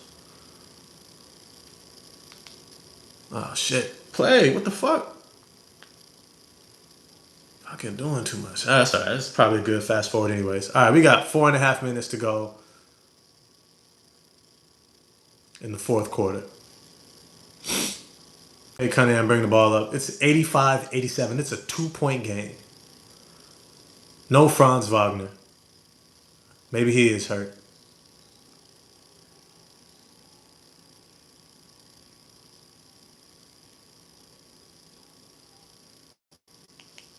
What the fuck happened? Hold on, let me go back. What the fuck happened? All right, yo. So it's 4.5 minutes to go. What's going on this play? This is why I want Danish Jenkins in the motherfucking game, so we can get Cade off the ball, get Cade coming to the ball. Karis LeVert with the moving screen. Fuck.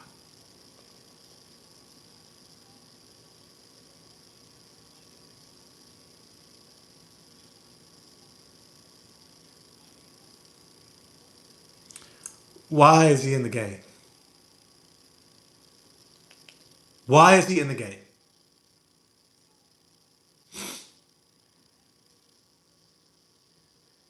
Isaiah Stewart with the huge block on Jalen Suggs. At least JD Bickerstaff goes with, fuck, get on the floor, Karis LeVert. Hot damn. Fucking Cade, get the fucking rebound, Cade. Hot damn, bro.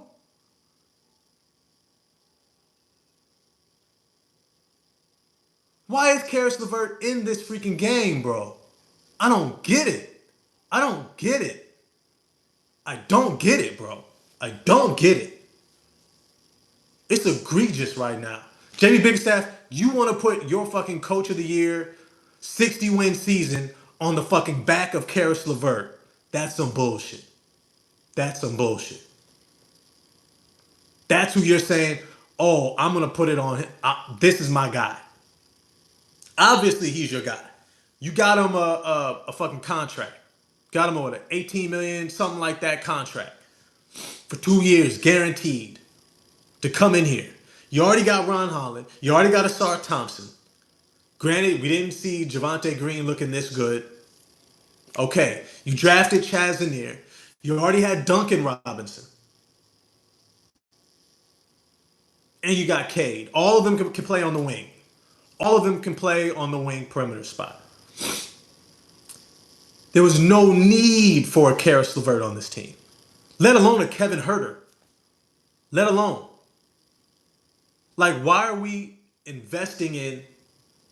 I get it. If you want to use them as an asset, then come in and sit your ass on the bench because you're not going to be here for the future of this team.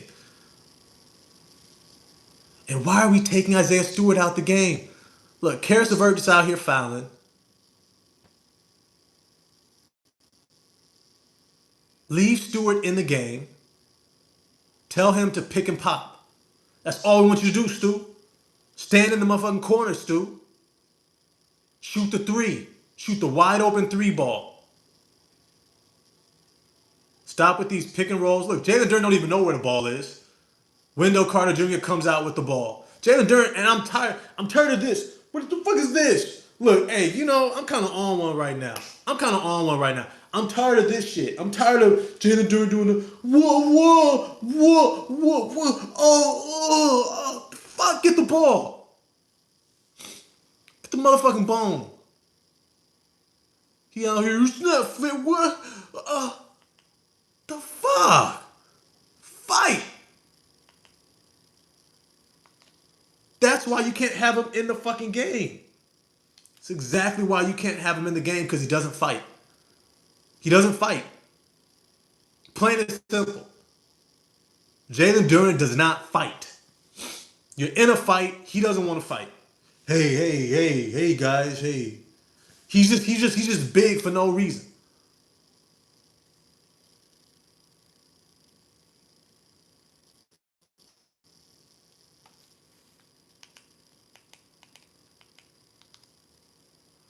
He's just big for no reason.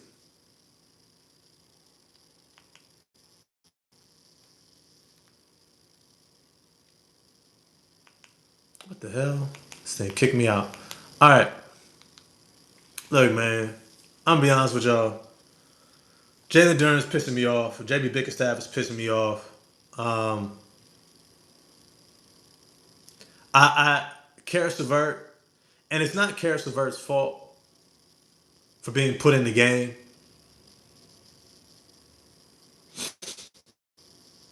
It's not his fault for being put in the game. JB Bickerstaff is making that call. Um,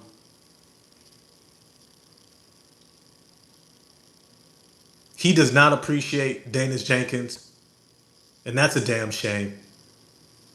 He's literally won you games. He helped carry this team with Cade Cunningham out. And you would rather roll with Karis LeVert. That's a shame. That's a shame that you don't bet on the guys who got you here. B-Ball Paul Reed had a great run when Stu was out, when Duren was out. Paul Reed had a great run. He doesn't even play. And you're playing guys 3 minutes here. You can't figure out how to use Paul Reed and Isaiah Stewart together. You don't have the creativity to figure that out.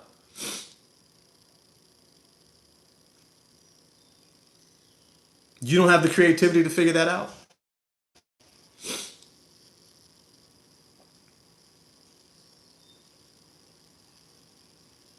It's just a bad look. Okay, Danis Jenkins comes back in with 3 minutes to go. Okay.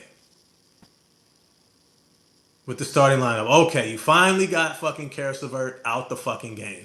You realize he ain't doing shit for you. And now fucking Jalen Duren with the moving screen.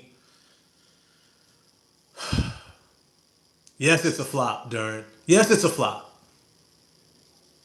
They've been flopping all day. But why is there always an excuse why you're not getting the play done? There is always an excuse with you, Jalen Duren.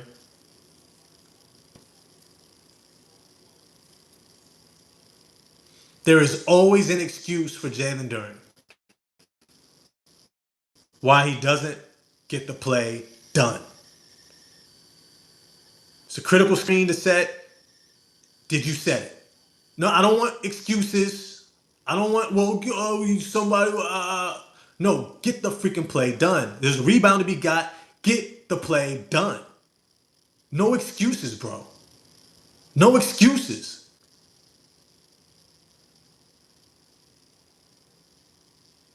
He's out here every single time it doesn't go his way, flailing his hands up. Oh. I'm not mad at Danis Jenkins missing that three. It's a wide open look. Take it. Everybody's missing the threes. I don't care. Play good defense. Take care of the ball.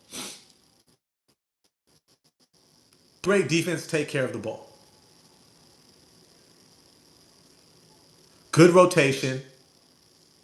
Got the miss. Got the rebound. Thank you, Asar Thompson, for bringing the ball up. Tobias Harris, get the hell out of the way. Get the ball to Cade off the ball. He could just turn, pivot, face the defense. God, this is so much easier when we got a fucking point guard.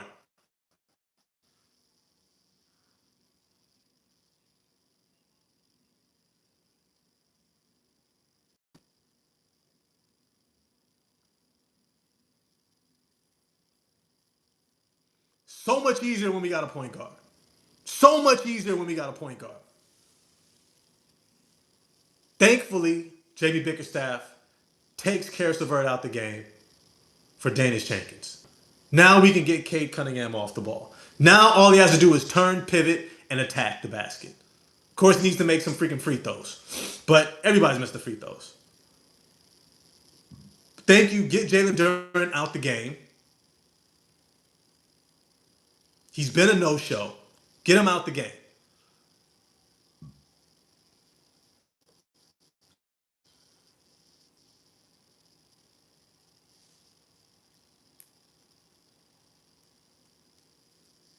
Get him out the game.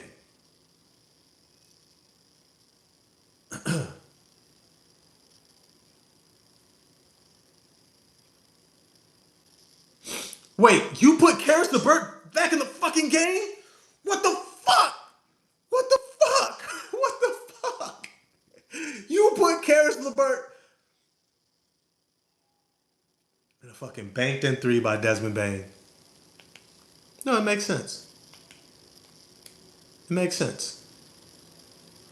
You got Karis LeVert on Desmond Bane. Of course he can't get around that screen. You know how you know somebody is a bad defender? Is they jump a lot. They jump a lot. They don't just move their feet. Step, step, step, step. Slide, slide, slide. They jump. Because you're constantly trying to catch up to the play. So you're trying to jump back into the play. LeVert gets hit with this screen as if he had no idea it was coming. As if he couldn't tell Desmond Bane was waiting for a screen to come. As if he shouldn't have come up on and pressured him. Danish Jenkins would have pressured Desmond Bane on that bank three. He would have got around that screen. Desmond Bane would have passed the ball to someone else. Guaranteed. Guaranteed. Guaranteed. Guaranteed. This was some bullshit. This was some bullshit. This was some bullshit. You need a defensive stop, and you bring in Karis LeVert. That's who.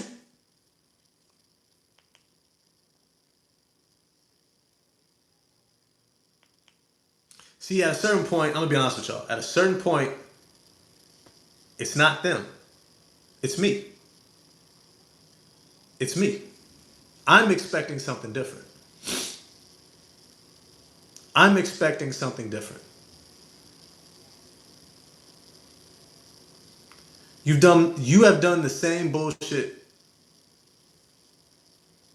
Look, I'm done. The game's over. Detroit Pistons lose the game. Maybe JB Bickerstaff was thinking, hey, you haven't been able to hit a shot. Bring in a guy who can knock down a shot. But you don't sacrifice your identity of your team. Rat 920, you right. I'm expecting too much. Yep. You're right. I got other things I could do. This is just a game. I've got other things I could do with my life. If you want to ride with Karis LeVert, I have to ask myself how I want to spend my time. And it's not watching Karis LeVert in a playoff game, playing featured minutes. If he's hot and he's got 20-something points, sure. He's the hot hand. We know how to play the hot hand. But if you ain't hot, why are you here? JB Bickerstaff played Karis LeVert like he is your future starting shooting guard, whom you want to make sure you give minutes to, because you think you're gonna need him down the road.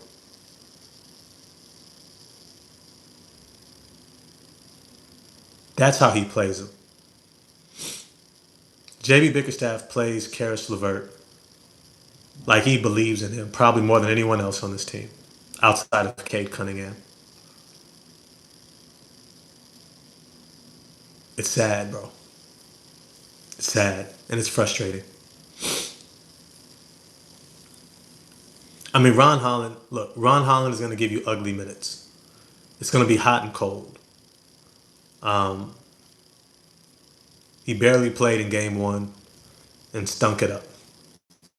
Hot and cold, and probably more cold than hot. But I would have rather seen Ron Holland get those minutes and stink it up, and hopefully he can acclimate himself rather than playing Kevin Herter and Karis LeVert. I don't care. Karis LeVert and Kevin Herter should not be here next year. I would rather see Marcus Sasser. I don't, and this is the thing, and maybe that's where Trajan Langdon is trying to like make his stamp on this team because he knows he didn't bring in Cade Cunningham. He knows he didn't bring in Isaiah Stewart or Jalen Duren or Asar Thompson. He knows that Troy Weaver was linked to Ron Holland being drafted because Trajan Langdon barely got signed right before the draft, so he wasn't able to work out everybody and all those different things. So he knows that the core of this team was built by somebody else. Maybe he's trying to make his stamp on this team by bringing in guys he's like, yeah, look what I did for this team. Maybe. The biggest upgrade from last year's Malik Beasley and Tim Hardaway Jr. was Duncan Robinson and Karis LeVert. He got bigger options of the same guys, which is not terrible. It's not terrible. Bringing Kevin Herter to play over Ron Holland was a waste. It was a waste of development of Ron Holland. JB Bickerstaff's inability to figure out, oh no, not figure out, to invest in the long-term potential of Danius Jenkins alongside of Cade Cunningham, I think was also a miss, a clear miss. It was a huge miss, if I'm honest, huge miss. You just completely missed the point. You traded away Jaden Ivey, which at the end of the day was a good trade because Jaden Ivey was on the decline. He was falling off a cliff, and no one could catch him. Maybe we didn't want to see it. I think I was pointing it out early on. I said I think he's coming back too early. I looked at his body language on the bench. I said he's not into the game. He's very disconnected from his team. He doesn't look confident. So I'm not mad at that. If we traded him away for a a contract dump, I don't see what did the Minnesota Timberwolves give up to get Ayo Dosunmu that was so much better. Somebody please tell me. Ayo Dosunmu just had 40 points in a playoff game. Is now their starting point guard for the Minnesota Timberwolves with Anthony Edwards and Dante DiVincenzo out, likely for the rest of the series. So you missed on Ayo Dosunmu. You missed bringing in Kevin Herter, and worse, playing Kevin Herter significant minutes over Ron Holland. That's a miss. Because you're investing in a guy who's not going to be here. Who's not, and the guy who has the greatest potential on that bench, Ron Holland, you just have gone away from entirely. This is frustrating. This is frustrating. I'm gonna have to sit with this one. We've got the Hawks and the Knicks later. That should be a fun watch. I like the Hawks. I keep thinking that if Isaiah Stewart can just translate or evolve his game offensively into Onyeka Kongwu, he becomes an amazing option for us.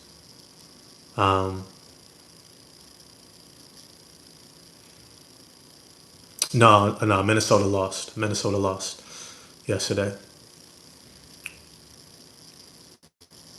Yeah, rooting for the Hawks. The series is much more fun to watch.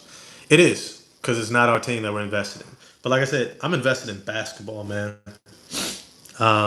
I don't know what's going on behind the scenes. I don't know why JB Bickerstaff is riding with Trajan Langdon so much. I'm sorry, not Trajan Langdon, Karis LeVert so much, or Kevin Herter. It feels like him and Trajan Langdon are trying to do this thing together, where they're like, yeah, our guys that we brought in, right? Our guys, Tobias Harris, Duncan Robinson, Karis LeVert, Kevin Herter, our guys, yeah.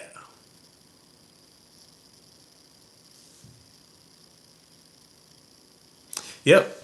Isaiah Stewart did pick and pop with the previous coaching staff. I thought probably the greatest mismanagement of this team by Tom Gore was not just sticking with Dwayne Casey.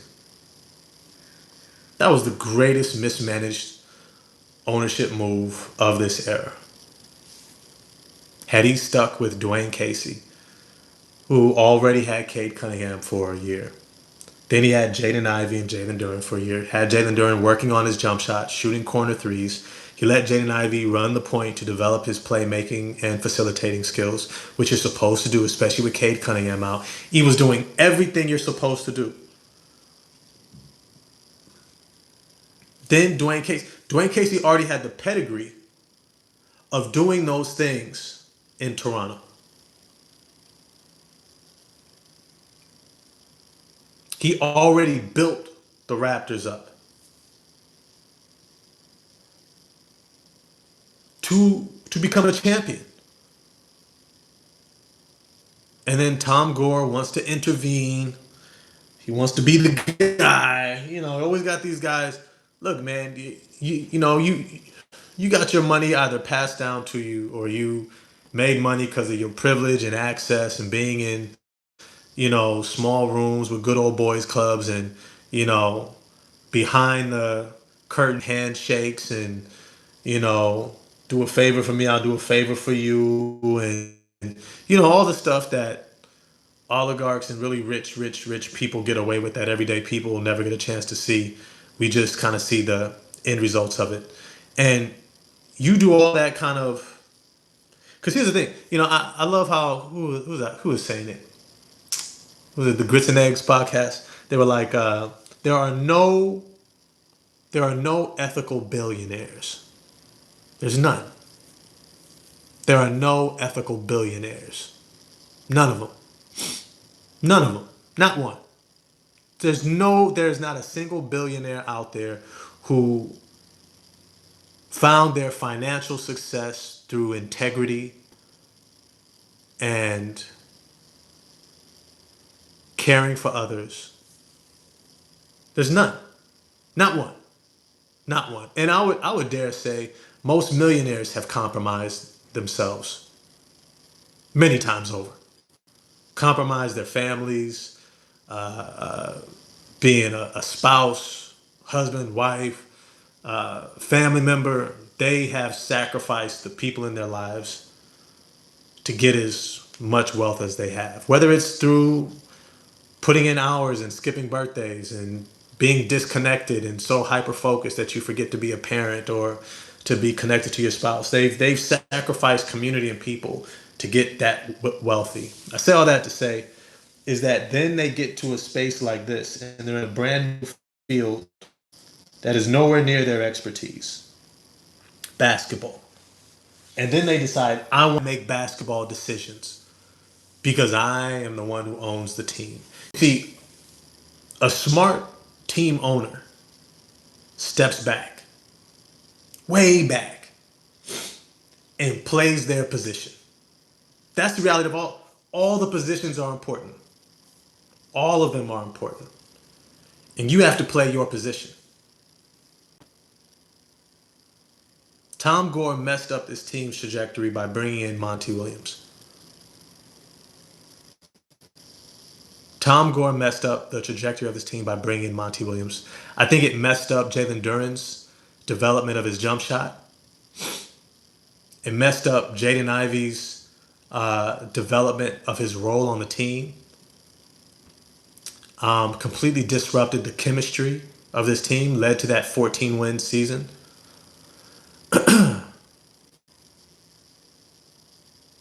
Which didn't necessarily pay off because it's not like we got the number one pick. right? We got Ron Holland, which was great, cool. Um, and then worse, he blames it on Troy Weaver. Okay. So you don't take accountability. I mean, at least you fired Monty Williams after the season. At least you take accountability for that. But you messed things up. You messed up the flow. And we're still reeling from that. Um,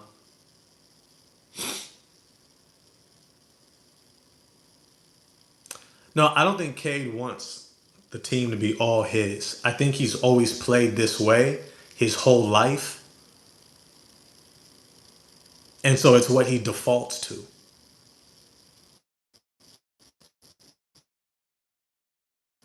This is what Cade Cunningham defaults to. And he is empowered to continue playing this way by JD Bickerstaff, who refuses to put Danish Jenkins alongside of him. I remember last summer, I said, and we're going to wrap up after this. Make sure you smash the like button, yo. I've been saying for a minute, the reason why I liked Jaden Ivey next to Cade Cunningham is because I saw potentially another primary facilitator, along with Asar Thompson, who could get Cade Cunningham off the ball and let him focus more on scoring. I said I would rather have Cade Cunningham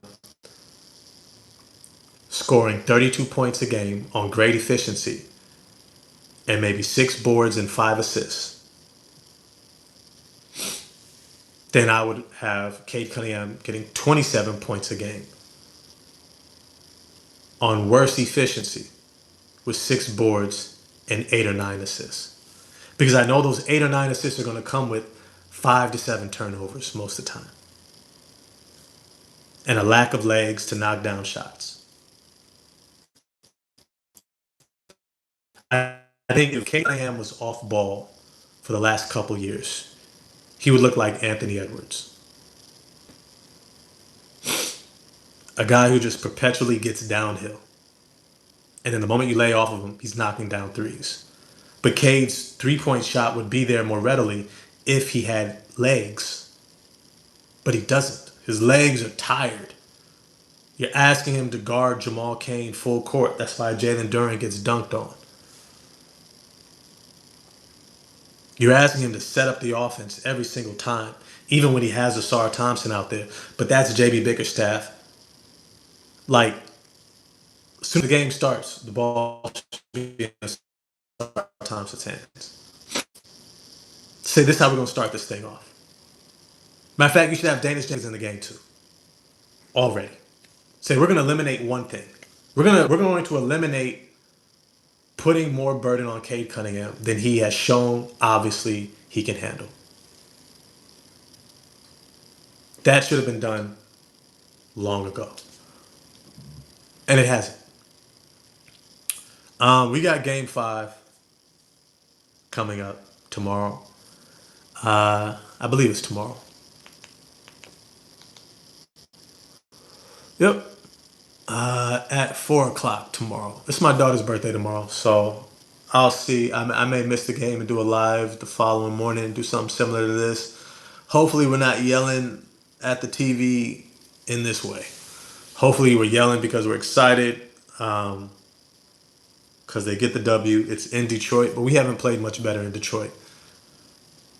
We haven't played.